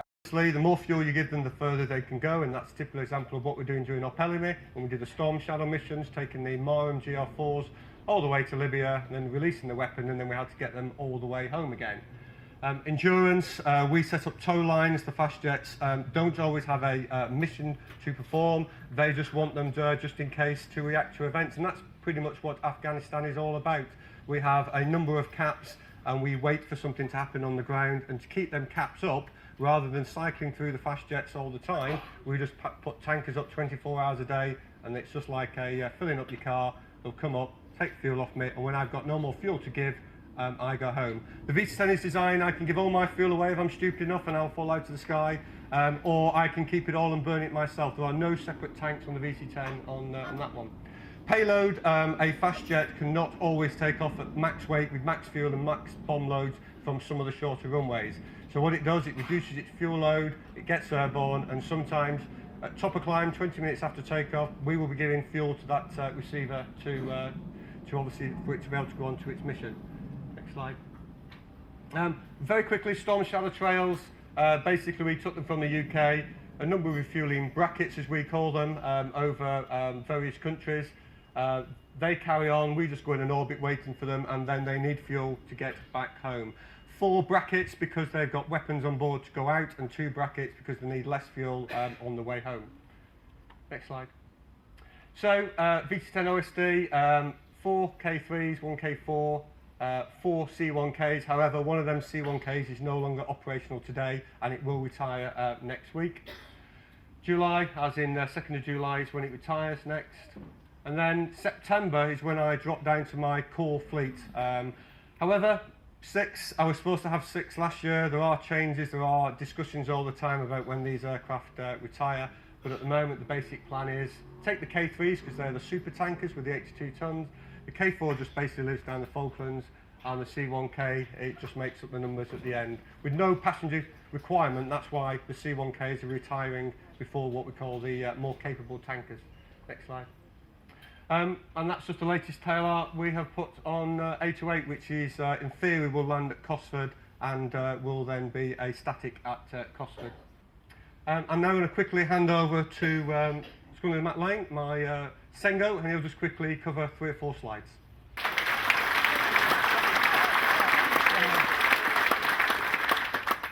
Hi, good afternoon. Matt Lane, Senior Engineering Officer. Just a couple of slides about the ground element. As the boss has alluded to, it's a fantastic aircraft. As engineers, we've got just over 200 engineers under my command now. My guys genuinely love the aircraft and love working on it. It's an amazingly resilient aircraft. It will go and go. What it does not like doing is being cold, wet and damp and not used and unloved in Oxfordshire. What she loves doing is going flying. In Italy last year, we were flying over double the planned flying rate, and the aircraft ran on Wales. They went and went and went. So they do love flying. A couple of the challenges I do have, getting spares is increasingly difficult because, of course, a lot of the companies have gone, and out there as well, a lot of the companies have lost the hand skills and the knowledge and the ability to make VC10 spares. Probably some of you in the audience have been involved in VC10 manufacture, and that some of the people have retired and gone from industry, so that our industry partners sometimes struggle to provide the spares. The knowledge is diminishing out there as well. Interestingly, the other thing I have, and some of you may sympathise with this, a lot of the younger guys I get out of training and get from other squadrons and that, they've been trained on and are used to computer-driven aircraft that they can plug a laptop into, and the computer and the aircraft will tell them what's wrong with it. On the VC10, you need to know and understand the aircraft, you need to know the systems, you need to get your head in the books and the wiring diagrams to fix it. So for a lot of the younger guys, this is really strange for them to have to sit and figure out the systems and the books and the wiring diagrams and work out what's wrong with it. That's very new for them. So a lot of the old hands, we rely on their knowledge a lot on that. Some of you may be aware the depth maintenance on the aircraft was done at St Athan in Wales. That has now closed. The boss and I went and picked up the last aircraft from St Athan, ZA147, at the end of February, and the depth maintenance facility has closed now. So all of the maintenance is done by the guys under my command. So that was quite a sad day, because obviously VC10 has been associated with Wales and St Athan for many years down there. Next, please. One of the things, just to give you a flavour of the work we have, is the fuel leaks. It's an old airframe. Out in Oman, the temperature at the minute is about 46 degrees centigrade. I was out there a couple of weeks ago. It is very hot, as you can imagine, and it's going to get up to about 48, 50 in July and August out there. So the aircraft's very hot, very heavy, full of fuel on the ground. Then of course we take it up to altitude where it gets very cold, soaked as well, and then we bring it back down into 48 degrees heat, refuel it, and send it off to do it all over again. So occasionally the aircraft does complain, and we do get fuel leaks. But I've got teams of specialist guys that can go in and around fuel tanks and all the rest of it. You have to be a certain build, and you have to have a certain mindset to be happy going into fuel tanks on breathing air, believe you me. But I've got some guys that are absolute experts, and they can look at a leak on the outside of the aircraft and know exactly where they need to go in amongst the tanks to go and get it. So I'm very grateful to those guys. A very unpleasant job, but they're very good at it. And some of the, like I say, the more engineering types, corrosion is a problem. The airframe is old. At St Athan, all of the aircraft have been through a very deep structural rework programme there as well. So the aircraft we've got in service now are in very good condition. They're in a lot better condition than a lot of newer aircraft there. But they have been, there's a bit of triggers broom about some parts of the aircraft, in so much as, it might be 46 years old, but 98% of it is new bits of metal in some areas. So we have done a lot of work on the aircraft to make it as safe and effective as it is today. So, and that's it. Obviously, the boss and I will be around, so delighted to take any questions in the Q&A later. Thanks so much. Matt? The last aeroplane you've got, the last K4 you've got down in the Falklands, I think that must be the last BOAC anything flying anywhere in the world, because it's an ex-BOAC Super, isn't it? So the history flying down there. Is it going to come back, or is it just going to be left there when it dies? Yeah. Will it come back to die? It will come back. Okay. Good stuff. So next up is Josie Payne. And Josie lived a glamorous life in the 70s as a VC10 stewardess, which involved being in the hijack that Chris Orlebar accidentally volunteered himself to I think, take part in the rescue squad for, and for which she was awarded the Queen's Commendation for valuable service in the air. So over to you, Josie.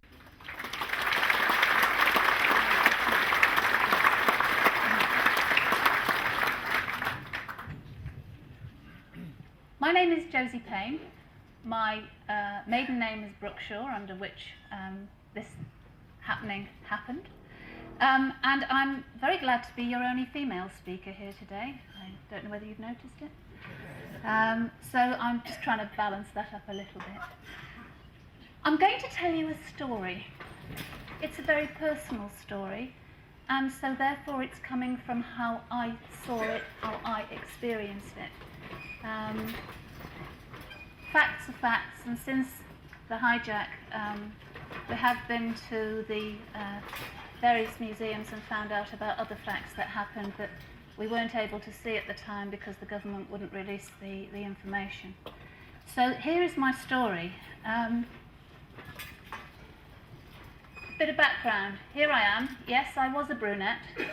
You know, as you get older, you've got to do something with the bottle to make sure that it looks better. But I was a brunette. I'd just come out of the Lady Spencer Churchill College in Oxford. I did child psychology, and I was really interested in how the mind worked. Pretty good, actually, for where I was about to go. And in those days, you know, nice girls joined an airline. Today you do a gap year if you want to see the world. You know, you travel off and you do things, but then nice girls joined an airline. So I joined BOAC, B-O-A-C, and off I went to Crane Bank. We called it Brain Bank at the time, and I had 2 weeks there of intensive training. Interestingly, again, very little at that time about what you do in a terrorist situation. So off I went on my supernumerary, and my supernumerary was to Nassau, and we had 7 days. 1 flight in, 1 flight out. I thought, yeah, this is the life for me. This is good stuff. I'm really enjoying this.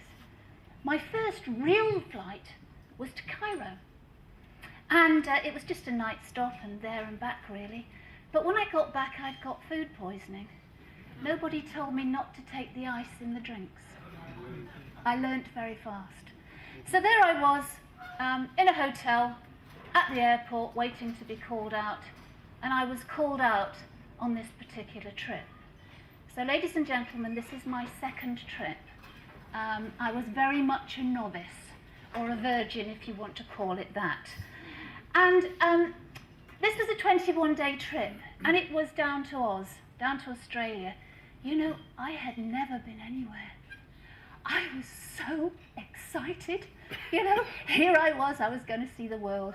I was 21 years of age, and I was just full of it. So here I am, really excited, and off we go. Here is the lovely bird that we were in that became my home for a few days. G-ASIX. This was our aircraft. And we'd flown to Dubai, and we were ready to pick the plane up in the late afternoon to carry on our way through down to Australia. Here was my crew. Great crew. Fantastic crew. At the top were the cabin crew. There was Jennifer, there was Leslie, there was Peter, Frank, Ian and Chris. And even though we'd only been away for 24 hours, we were already getting quite close. It was a good crew. And here was our flight deck, my heroes. Here are my 3 men who will always be my pin-ups forever and a day, particularly Mr. Fucher, who was in the middle, my skipper. So here we are. This was the crew. Anybody been to Dubai Airport recently? Very different to how it was when we were there. If you look at it now and you see how big it is and how well secure and all the gold that drips from everywhere, in those days it was just a shed, really. When we were there, there was barbed wire around the sides, and anybody could really walk in. And that's really what happened on that day. I was the B-bird. Now, most of the stewardesses here today will know exactly what the B-bird was, but for those of you who don't, you got the kids, right? You were in charge of the Junior Jet Club. You had all the children that were on the aircraft. So most of the time you were running around like a blue-ass spy. Now, I knew that on this trip I had got one small baby of 3 months old with its mum, and it was a little girl, and had a brother of 6, and they would be travelling on.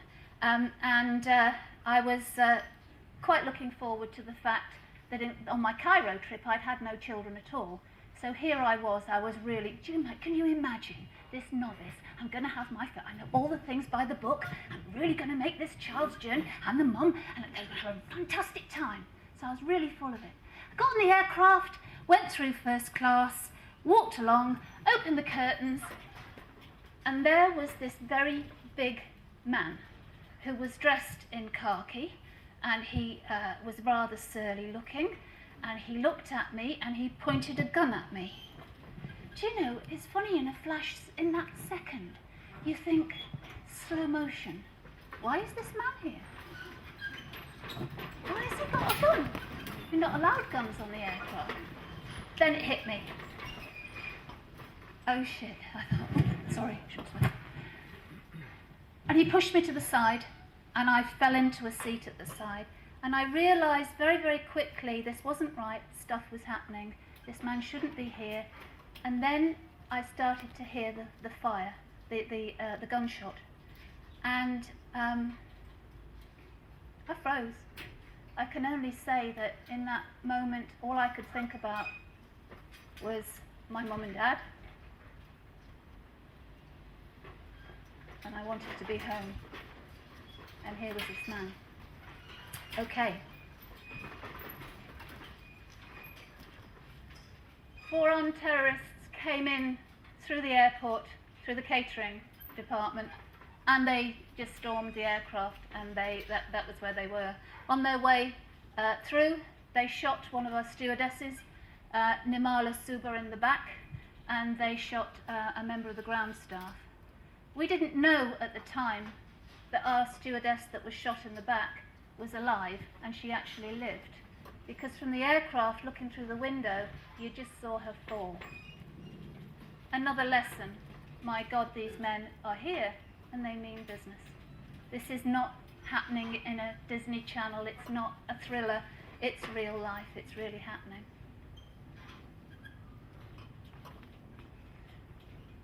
So, what did we have? Some of the passengers had got off to get their duty free. Some had decided no, they were going to stay on the aircraft.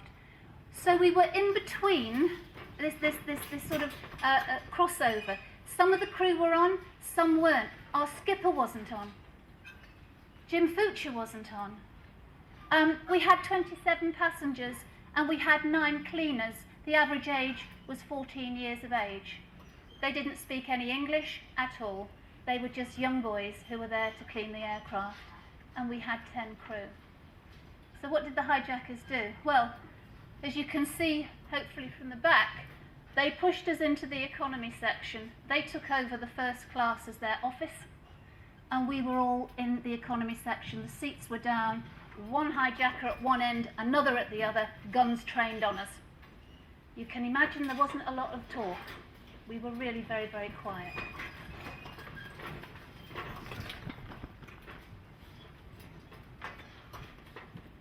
Okay, what happened next?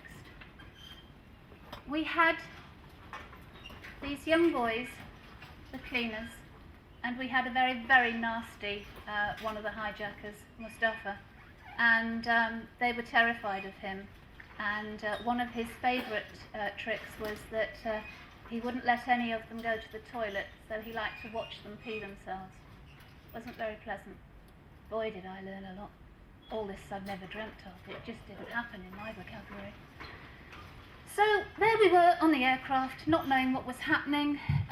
Most of the crew were just, well, we were put into places. We weren't allowed to move about. We didn't know anything. Jim Fucher, my hero, wasn't on the flight deck. He elected to do it. He didn't have to. They wanted the captain, or they were going to blow us up. Just like that. Simple as that. Jim got on. We set off. We flew around and around and around and around. Nobody wanted us. Nobody wanted to let us land. We were almost out of fuel. Really almost out of fuel. And what happened was the Libyans, surprisingly enough, let us land. And so we landed, and as we landed, their military, their tanks, everything were following us along the runway. And we were not in a very good situation because they were very volatile and they really didn't want us there. So they refueled us as fast as possible. If you remember, at this point we'd had no, our toilets hadn't been cleaned, they hadn't even been emptied. We had no food because it was the previous time and we had no or very little water. We only had the provisions that were on the aircraft when it came in. So we departed very fast. I can remember looking through the window and seeing all these tanks and thinking, my God, they could so easily just blow us up. You know, all of these things were happening. Anyway, off we went and we circled again, hours and hours. We went round and round. And of course, all the time this was happening, then people were negotiating, weren't they? In London, in Tunis, all the things that were going on. And finally, the Tunisians said, okay, you can land at Tunis. And thankfully, we came down and we landed. Who were the hijackers? What did they want? They were the group of Martyr Ahmed Abdul Ghaffur. They were a splinter group of the PLO, although Yasser Arafat was at the United Nations and he denied it. He didn't want them, he didn't want anything to do with them. They had been responsible for quite a few atrocities. They were there thinking in their own way that they were fighting for their cause. The leader was Yusuf. He was about 6'2". Mustafa, as I said, he was the mercenary, not a very nice man. Ali was the youngest. He was actually quite sweet, if you could call a hijacker sweet, but he was quite sweet. And there was another one whose name I'd never know. He hardly ever spoke. He just grunted or shoved you in the back with a gun. And there was some discussion about whether Mohammed Kamal Abu Hamdan was also one of them, because he was so close to them all the time we were on the aircraft, but it was never proven. We just, as the crew, we just kept thinking, why are you so close to them? It was really very strange. Now, the average age of these hijackers was 20. You kind of think that maybe these guys are a lot older, but they weren't. They were 20, I was 21. I was no threat. What did they want? They wanted the release of 13 prisoners who had done or performed various atrocities throughout. 2 American diplomats had been killed, the Belgian charge d'affaires in Khartoum had been killed, and there was the massacre at Rome airport. This is what they wanted. And they said, you bring those prisoners, then we'll release everybody. But if you don't, we will kill them one by one. Now, how did I know this? Because by this time, and again I'll say this, because I was so young, I really don't think they thought I was going to be any trouble at all. And so they picked on me, they chose me to be running around and doing things. And I was the link also between the flight deck and my own crew, who were positioned, we did it actually quite well, crew. We positioned ourselves really carefully around the aircraft as the time had gone by. So we were covering the overwing exits and the various places just in case we needed to get out. The aircraft was wired up, there were bombs everywhere. The flight deck was really wired. And because I was able to go back and forwards, Jim said to me, you're our eyes and ears. You need to, every time you come back, we need to know everything that's going on. Make sure that you make notes or whatever it is. He was very good because I was also very, very frightened. And he was fantastic because he'd say, it's all right. Everything will be fine, Joe. It will be okay. We'll get out of this. He was great. He was fabulous. Now, I want you to imagine the environment. It was hot. It was about 50 degrees in this aircraft. We had no air conditioning. Can you imagine the smell? An aircraft has a smell anyway, doesn't it? Those of you who know. The smell was terrible. It was intense. The fact that we had so very little, not the food, nobody was really particularly hungry, but the fact that we had so little water meant that we were rationing. And we had a baby on board. We had an Indian lady who had her small baby, and this baby cried. And it cried. And it cried. We had no milk. We had very little water. And it was hell. The noise was tremendous at times. And at this point, I think probably Yusuf demonstrated some real leadership skills, because he decided that this child had to go. They could easily have shot it. They'd shot so many people in the past, but he didn't do that. What he decided to do was he'd put the mother and the baby off. So lots of radio was going on, and a ladder was put up, and I mean a ladder. You'll see the ladder in a minute because there's a picture of it. But they put the ladder up, and I tied the baby round its mother, and she had another child and her mother. So the mother was there as well. The hijackers decided that they'd let Mum off as well. So off went Mum with the little, it was a little boy, and then the Indian mother went. And she went down about 4 steps, and then she came back up. And she looked at us, and she said, "I'm very sorry, but I've forgotten my duty free." I swear to you, on my life, on my grandson's life. Well, we just fell about. I mean, it just broke the tension that was there. And even the hijackers started to laugh. So much so they loaded her up with fags and booze and all sorts. And this woman was going down the ladder with all sorts of other things. It's just what we needed. We needed that tension broken. And it just gave us an opportunity. People started to talk. The hijackers relaxed. There was a little bit more or less anxiety than there was before. Day 3 now. We get a PLO representative come from Cairo. He's come to negotiate with them. 13 prisoners that were promised are not on board. So we have a negotiator, but no prisoners. The next few hours were very, very confused. There was a lot of stuff going on in the flight deck. There was lots of noise. There was lots of arguments. There was lots of shouting and banging and grenades held up. I had a grenade held to my head a couple of times because they were so exasperated with not getting their demands. And so that lovely, peaceful or enjoyable bit had gone. We were back to the tension, but more so.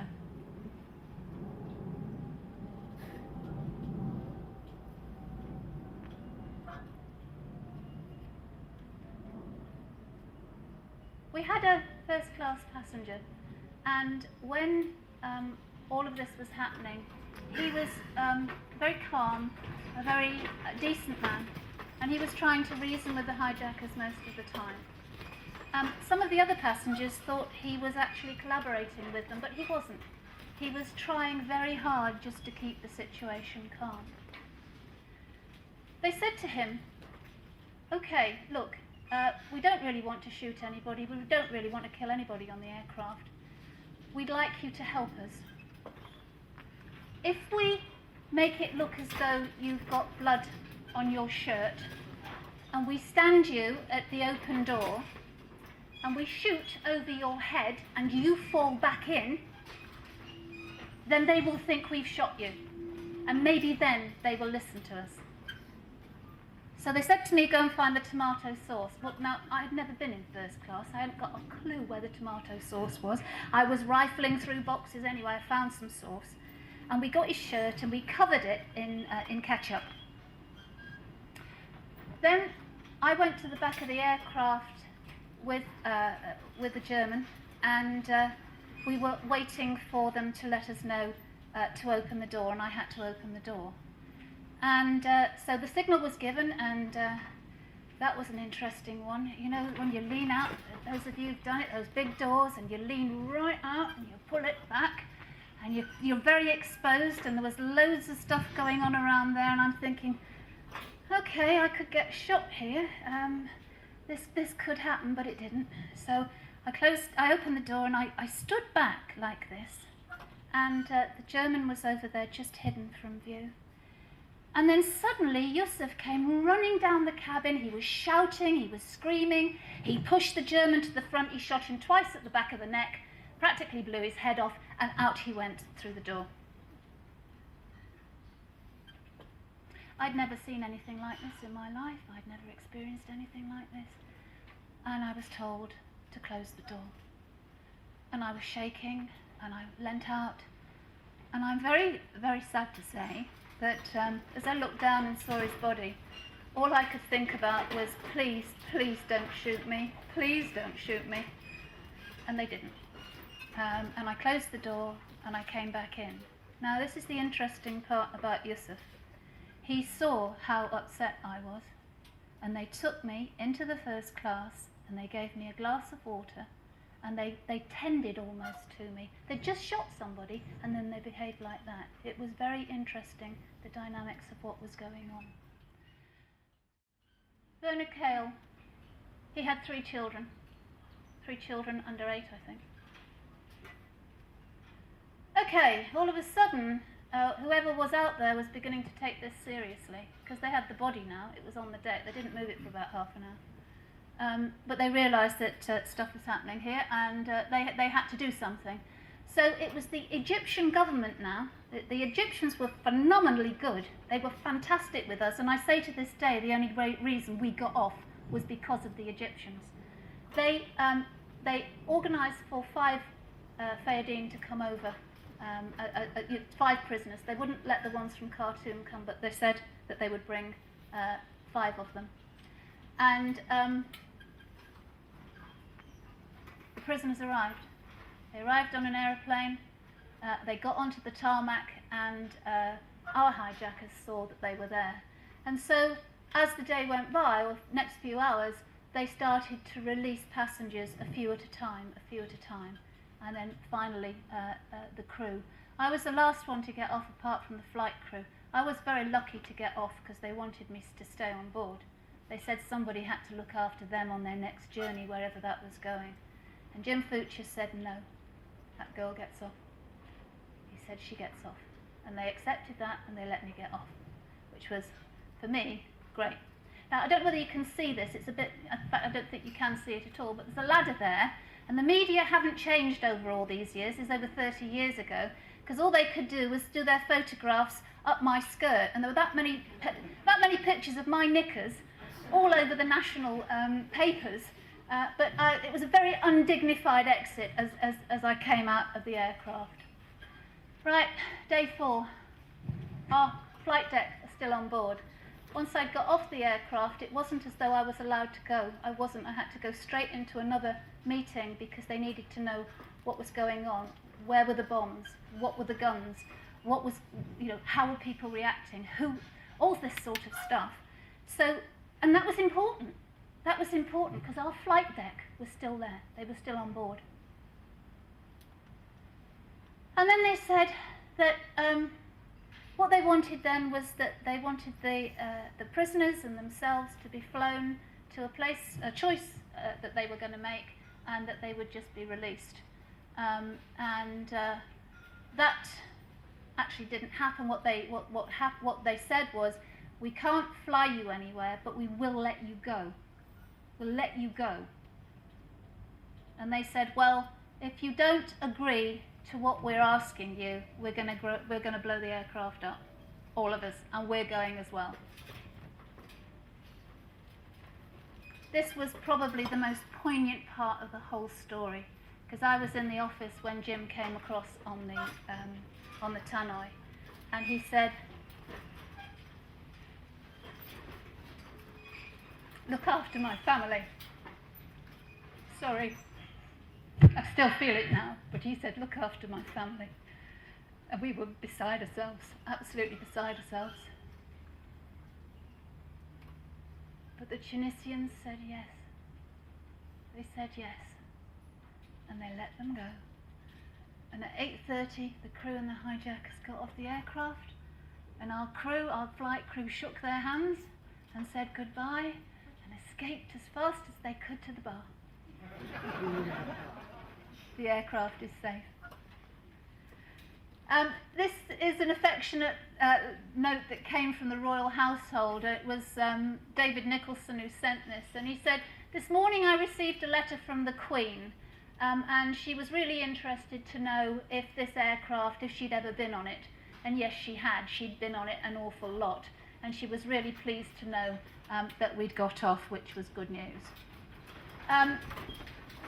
British Airways gave me a commendation, as with all of the crew. We all got a BA. Well, it was BOAC when I got on. It was BA by the time this happened.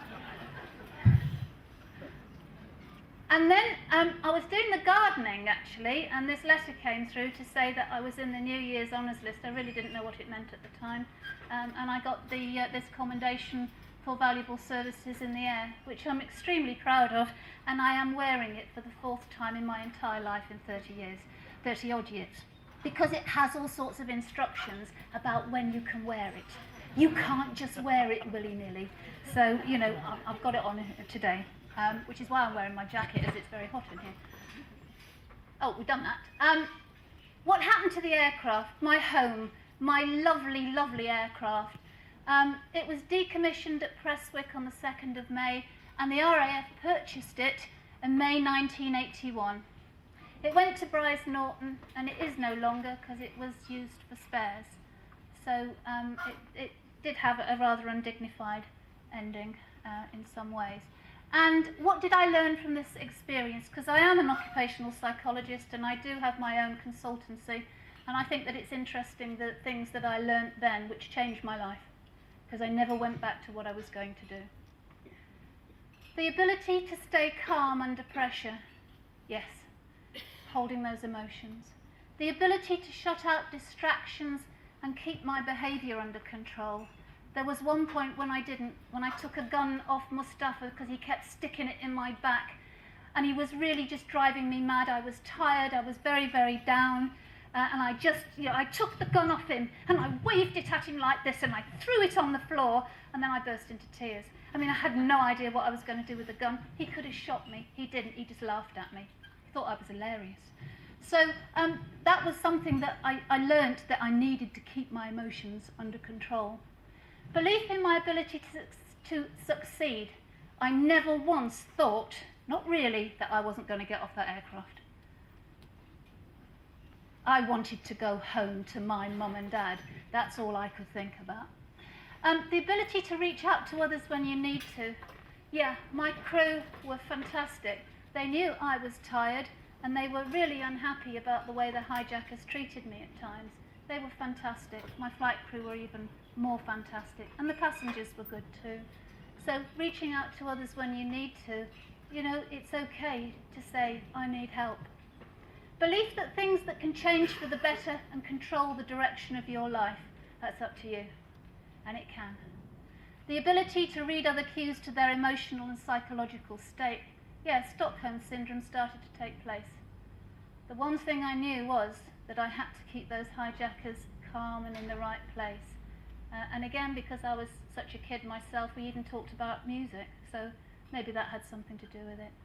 The ability to push the envelope when required, putting things into perspective and avoiding the thinking trap. That thinking trap, those toxic thoughts, can take you into a very negative place. So avoid that. Change the thought, you change the emotion. I learnt that. Only those who will risk going too far can possibly find out how far one can go, by T.S. Eliot.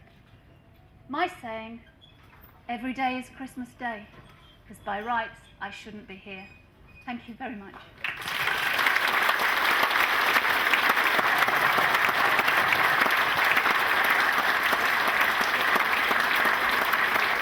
Thank you very much. I think the historians amongst us recognise that the VC10 was almost typecast as the choice of the hijackers in the 1970s. I think there were at least three hijacks involving the VC10. There was Jordan's Field, there was Amsterdam, there was the Dubai hijack. And what a great story, fascinating story to hear. And thank God you're here today to tell us the story. Thank you, Josie.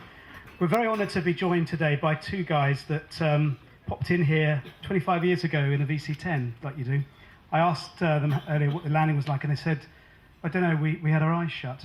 They brought the A40AB VC10 of the Sultan of Oman in here, and I think it was the 6th of July, 1987. I saw it leave Heathrow, didn't know it was coming here. I thought it was going off to Muscat. And then we saw it flying low over the trees and thought, oh dear, where's it going? Found out it was coming here. So I'm going to invite, first of all, Dick King and also later Dave Parsons to come and talk about the Sultan's aeroplane.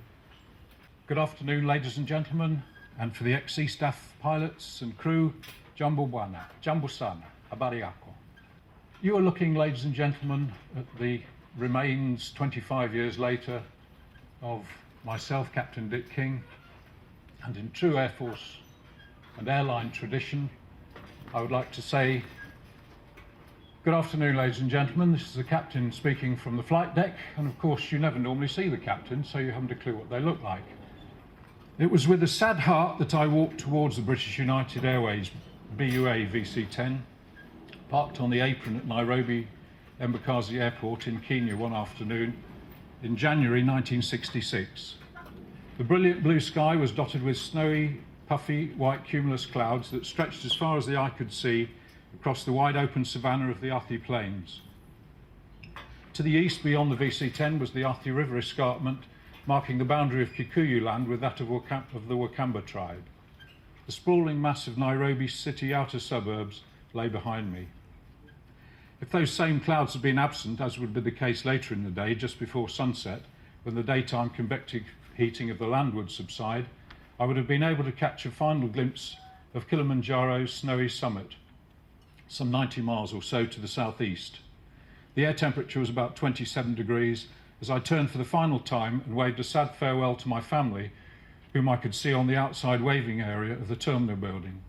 It had been opened by Her Majesty Queen Elizabeth, the Queen Mother, a few years before, and was then later replaced a few years later by a completely new terminal on the far side of the runway, which stretched in front of me from right to left, pointing towards the rounded lump of Old Donyas Hill protruding on its own from the plains to the northeast.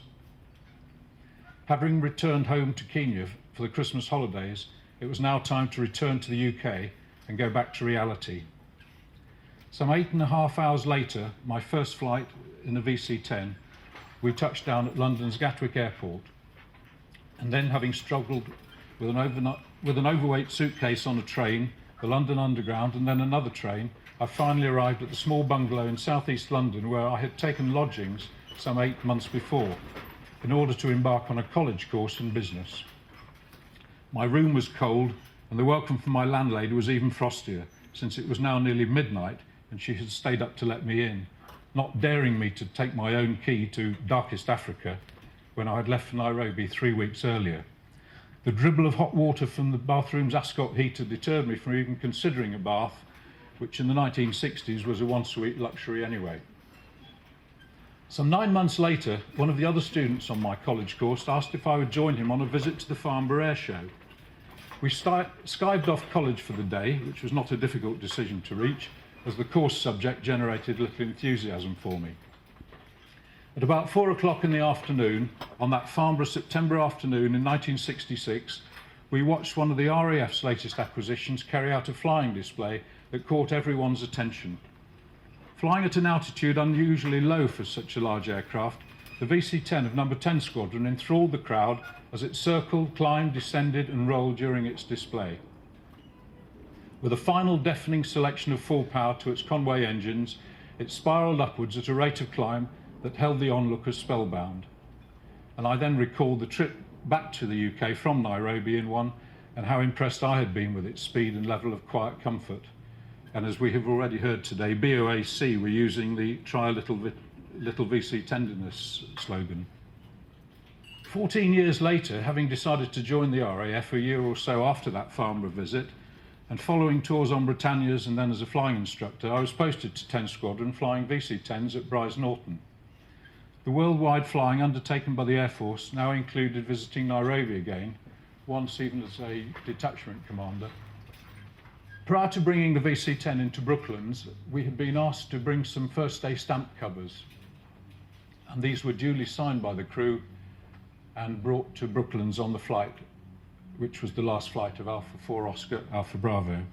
3 years in the right-hand seat as a co-pilot were followed by my command, and in 1985 I was asked to be the air display pilot. Coincidentally, this was to replace my close ex-Kenya school friend Robbie Robinson, who had joined the RAF straight from school and was also on 10 Squadron. We had continued our friendship over the years and flown frequently on 10 Squadron. Robbie had then been selected for an exchange posting to the Canadians, and before he left, he was required to put me through my paces and qualify me to take over the exacting task of air display flying, which of course was so different from the aircraft's normal role of long-range route flying in the Air Force's Airline.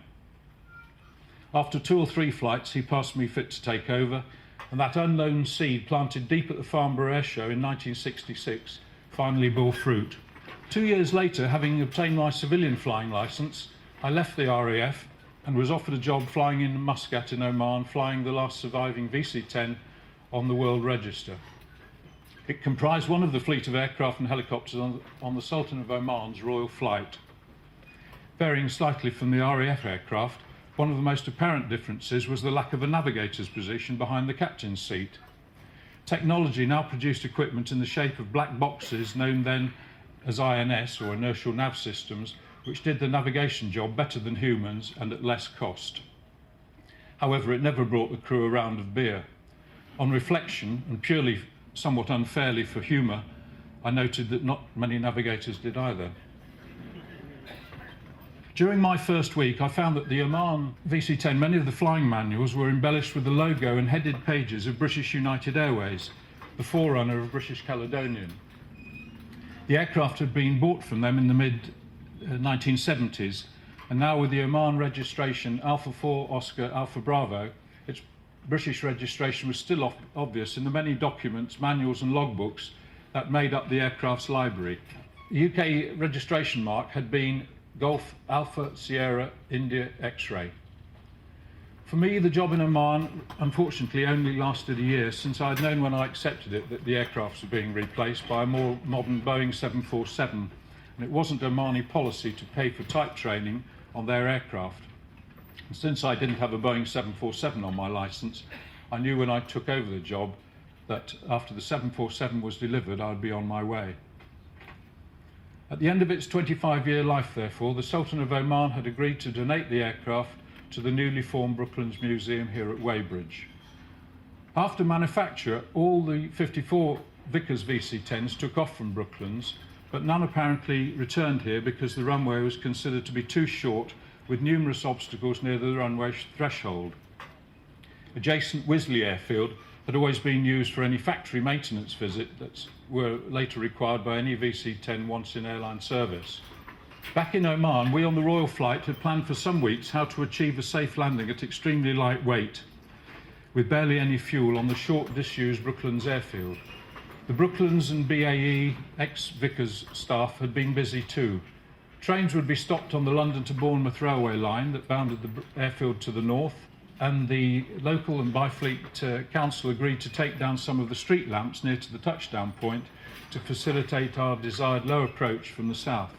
I believe that 2 trees on the threshold were also filled.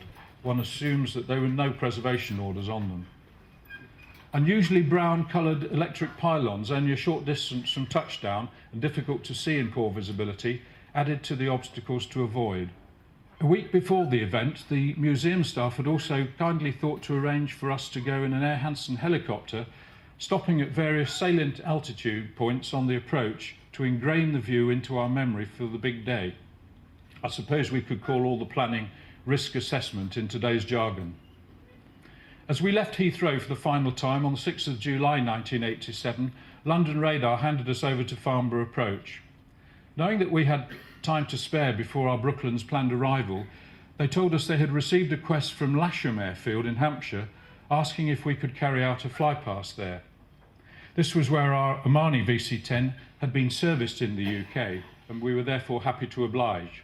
And later, heading east for Brooklands, we were then asked by Farnborough if we could do a similar flypast at Farnborough itself. The proviso was, they insisted, that we did not fly above 500 feet or below 300 knots due to, in inverted commas, air traffic above us. We read between the lines. They wanted to see us too. 1966, and that VC10 I had seen displaying then at the air show seemed but yesterday. Again, we obliged their request. Arriving at Weybridge from the south, we then carried out a high-speed flypast prior to circling for our final landing from south to north. As a result of the detailed preparations made by the Brooklands Museum staff and other outside agencies, our landing there, or here, on that fine morning of the 6th of July was, as most VC10 flights tended to be, thankfully uneventful. Nevertheless, I'm sure that a few accidents must have been narrowly avoided as motorists below gawped at the rare sight of us crossing over the M25 shortly before touchdown. From the flight deck, the comparatively short runway gave us the impression that we were lining up for an aircraft carrier landing. There were times, I know, when most runways were between 4,000 and 6,000 feet long, and now in the next jet age generation, we were used to runways being usually 10,000 feet long. Brooklands, however, was in the region of 3,300 or 3,400 feet long. However, to facilitate our arrival, the thoughtful Brooklands staff had painted the touchdown point with 2 white lines across the runway, We simply had to touch down between them. Nevertheless, it would concentrate the mind a bit and require considerable teamwork from all 3 flight deck crew members. First officer would be closely monitoring and calling out airspeeds at various stages in the descent, and the flight engineer who handled the throttles would be required to give instant responses to calls for power changes.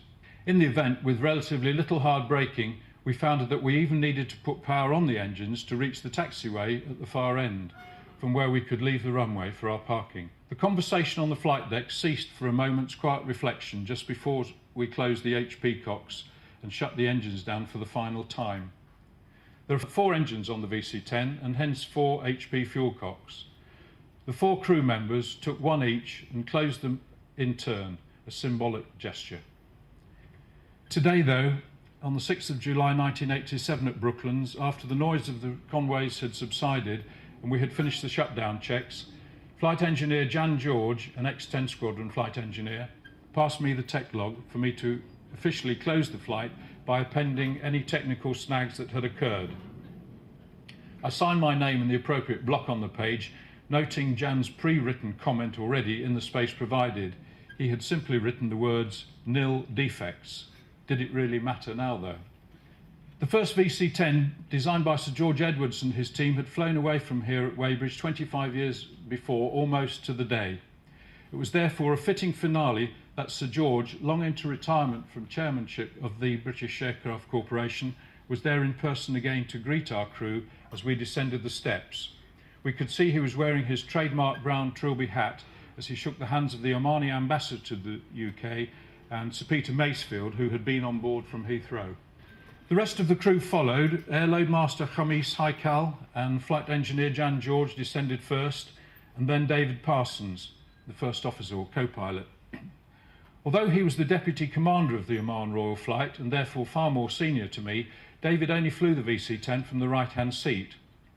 On this day though, as ever the gentleman he was, he gave me my 5 minutes of fame by allowing me the privilege of leaving the aircraft alive.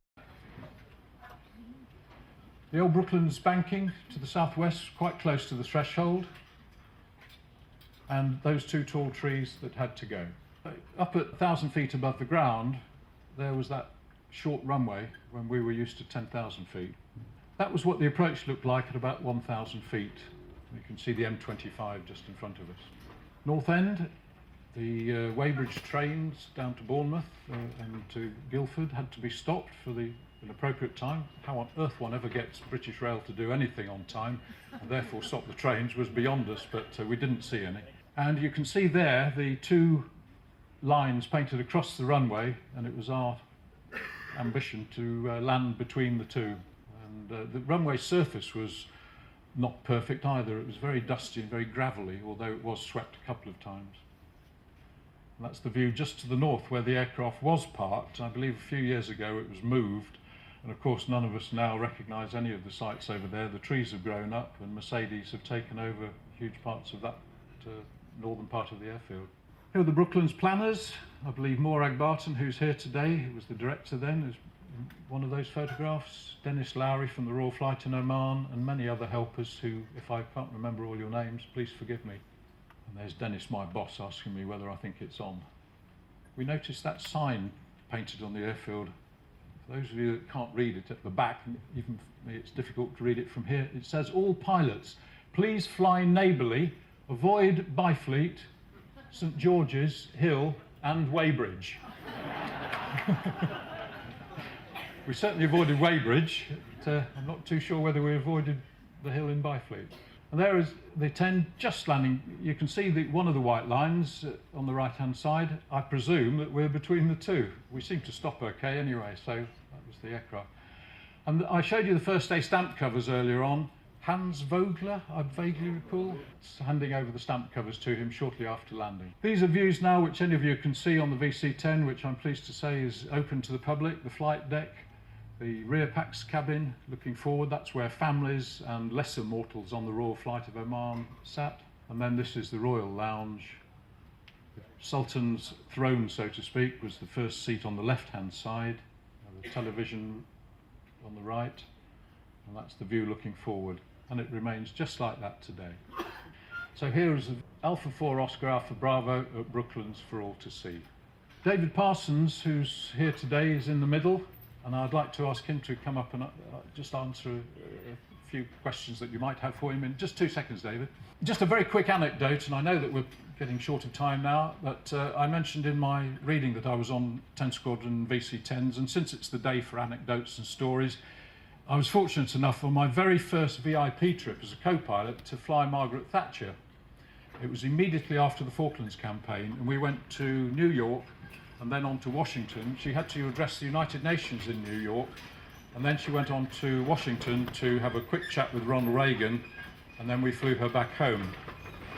And on arrival back across the Atlantic, it was about 6:30, 7 o'clock in the morning, lovely sunny day. It was going to be my landing, and the captain, who had flown her many times before and was almost on first name terms with her, had let me do the leg and the landing into Heathrow. Now, those of you who are familiar with the VC10, the pilots amongst you and the engineers and designers, will probably recall that to the left and right of each pilot's knee was a round dial gauge called the 3-axis trim indicator. A few nods, wise nods. Yes, I can see one over there. This little gauge showed basically whether the tail plane was in line with the 0 point and the ailerons and the rudders, i.e. if the aircraft was perfectly in trim. And the autopilots were a little bit sensitive on the VC10. If you flick the autopilot height lock out, there was a tendency, if it wasn't in trim, for the aircraft to change direction slightly.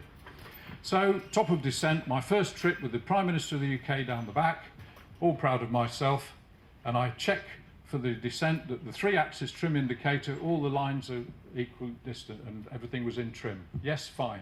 Flick the height lock out and we bunted up to the roof. Jesus Christ, say all the crew. And I blushed with embarrassment, grabbed hold of the aircraft. We pushed about -1.5 negative G, I think. Got the thing under control, duly landed, and as was her habit at the time, after we shut the engines down, Mrs. Thatcher, bear in mind this was my first trip with as a VIP co-pilot, she came up onto the flight deck, plonks herself on the jump seat between the two seats, and says to Squadron Leader Mick Dobson in the left-hand seat, "To whom do I owe my early morning wake-up call?" Because it had been an overnight flight across the Atlantic, we had a bed down the back of the aircraft, and she had literally, when I flicked the height lock out, with the negative G, had floated up to the roof. Well, I would have expected Mick Dobson to actually say it was him, Prime Minister, or some words, at any rate. He never said a word. He just went to me, whereupon Mrs. Thatcher tapped me on the shoulder and said, "Never mind, at least you can say that you have had the Prime Minister of the United Kingdom out of bed." And with that, she turned, smiled sweetly, and waved goodbye. David Parsons.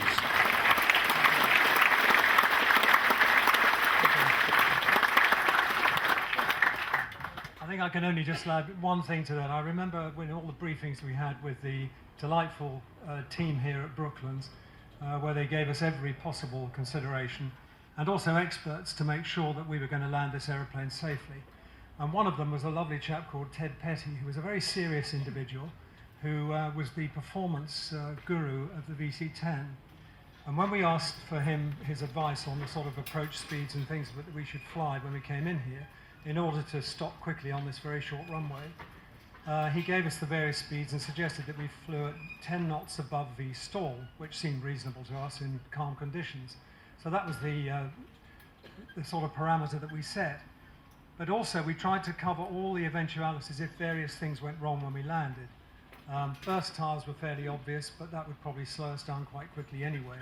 So we went through the usual things about what happens if the reverse thrust doesn't work.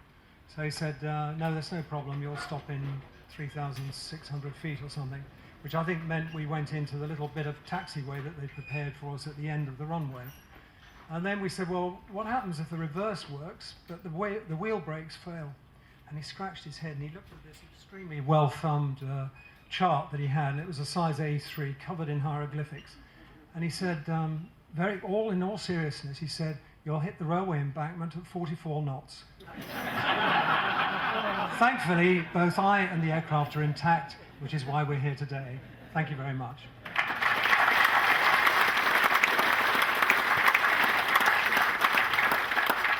Oh. Hello? G-ARTA landed here before that one. Do you want to hear the story? Right. I worked in the low-speed wind tunnel when we had the 111 in the tunnel. And G-ARTA was at Farnborough Air Show. And we were told the 111 model had to go out and the VC10 model had to come in because the slats on G-ARTA would not work. And somebody decided that G-ARTA should come in here, not Wisley. So, night shift. 111 model out, VC10 model in, flaps 20, flaps 45, leading edge in, because we never tested that before.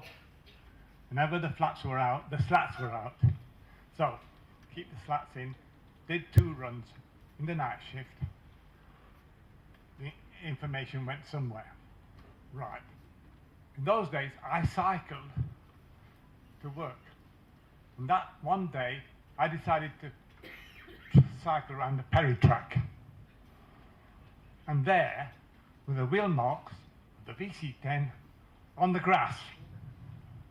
It had touched down 15 feet or so before the concrete. Now remember, slats end mean stall angle low down. And that chap, I reckon, changed his trousers. And he got to the end. But yet G-ARTA came back. Thank you very much.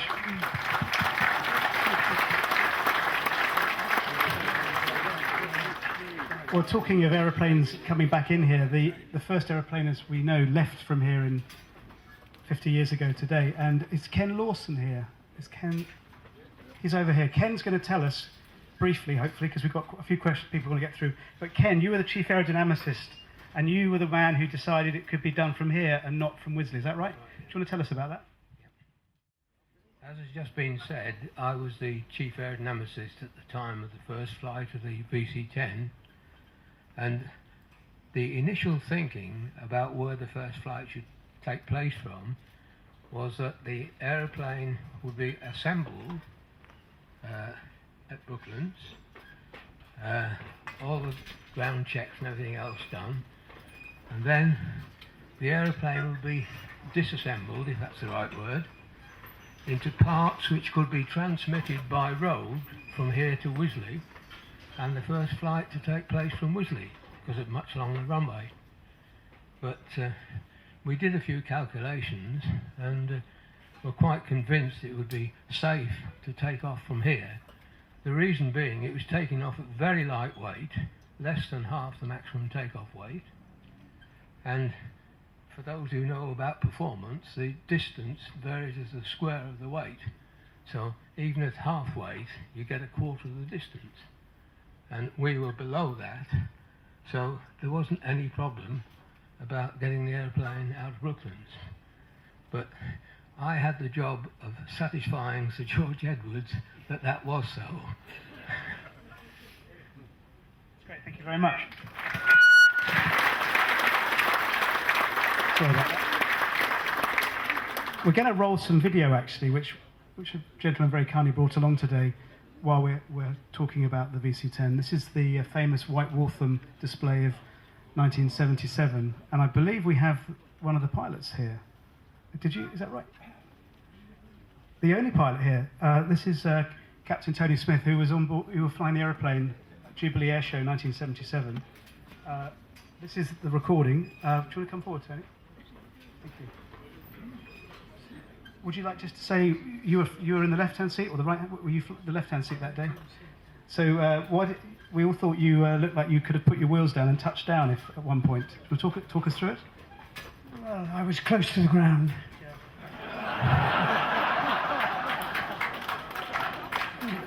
Even closer than that. And His Highness, he called me in and said, "I'm very sorry, I left the post." Right. So you I lived in Maidenhead at the time. I remember it, and which is the airfield nearby, as you probably know. And I seem to recall that there was stories of bits of the buildings near the airfield might have lost some tiles. Yeah. Well, that's certainly one of the most famous incidents at White Waltham, and I think the photographs are on the wall in the bar to prove it. So, Still there, actually. so round of applause, I think, for Tony.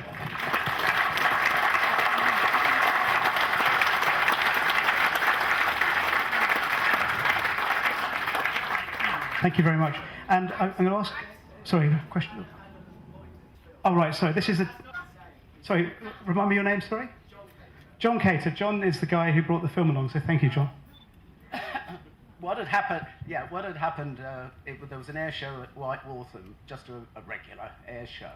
I just finished my Prestwick side of the command course, came back down, we were waiting for winds to do crosswinds with, went along to the White Waltham air show, and the commentator just said, if you look out to the right, you might see a very interesting visitor. And it was Victor Mike. So that first day, which was a Saturday, I didn't have a Sydney camera, but I made sure I was there the next day to watch it all. And it's great that we've got Tony here himself. The one other thing that was really dramatic about it is that after his undercarriage down run, he then rotates into a V2 steep climb out. The Conways are roaring away, and because it was a nice air show, they'd cut the grass specially for it. And all the spectators, instead of confetti, were covered in grass, which really added a little extra touch. So he did that 2 days running? He did that on the Saturday? Okay. Brilliant. That might explain why the photo I've got looks even lower. Okay. Must have been the first day. I want to find Roy Radford.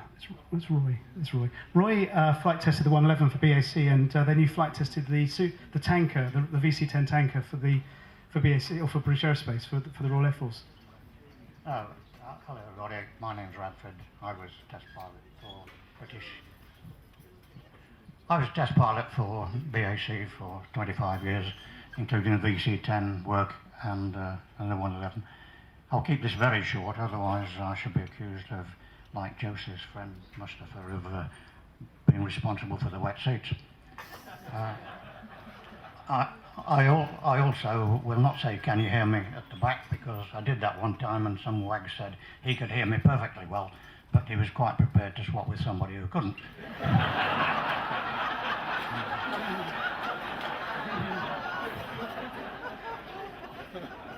I'll keep it very short indeed.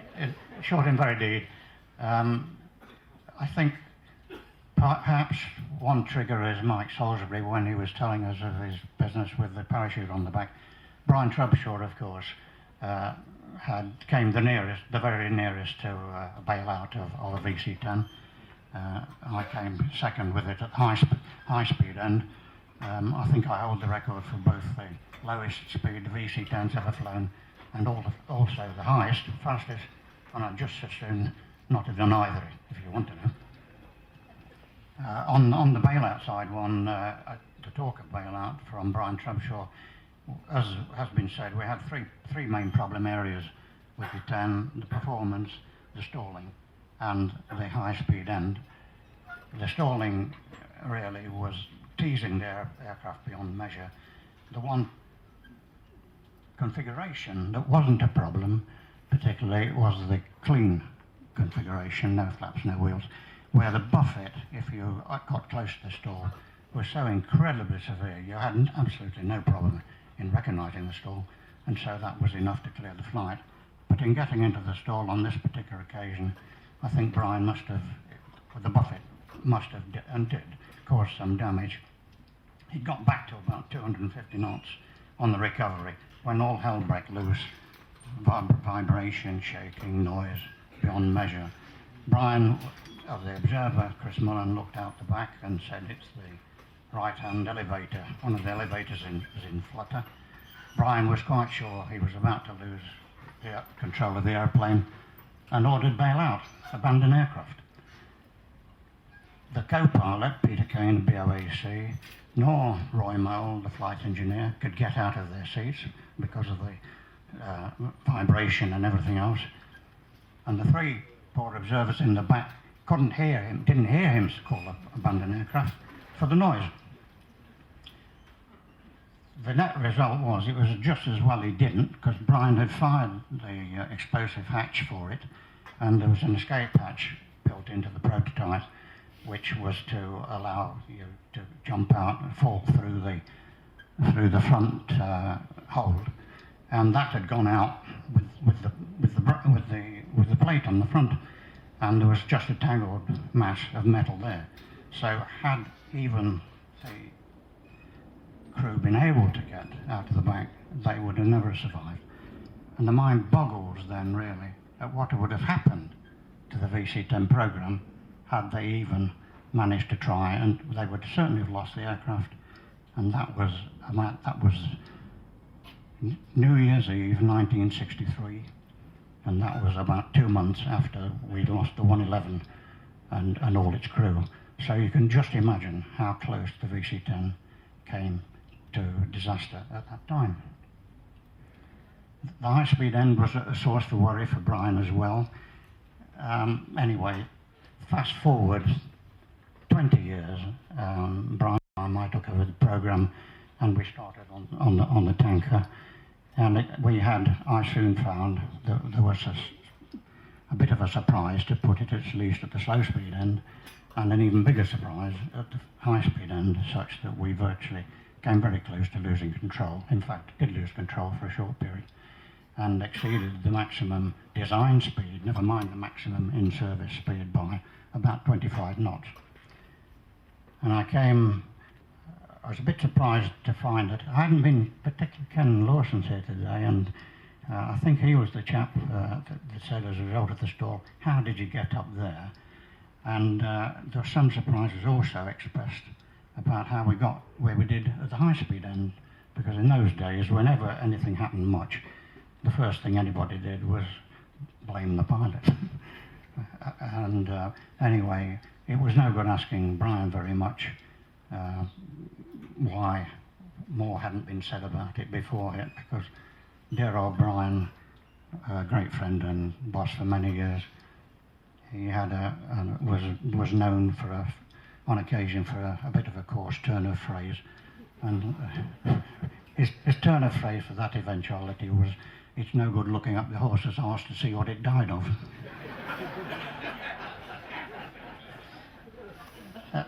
Anyway, it's 30. Funnily enough, now it's the 30th anniversary, to within a week of the first flight of the tanker, and so all of the lovely words we've heard today about what this wonderful aeroplane has done is a great tribute to everybody who made it, designed it, built it, and flew it. Thank you.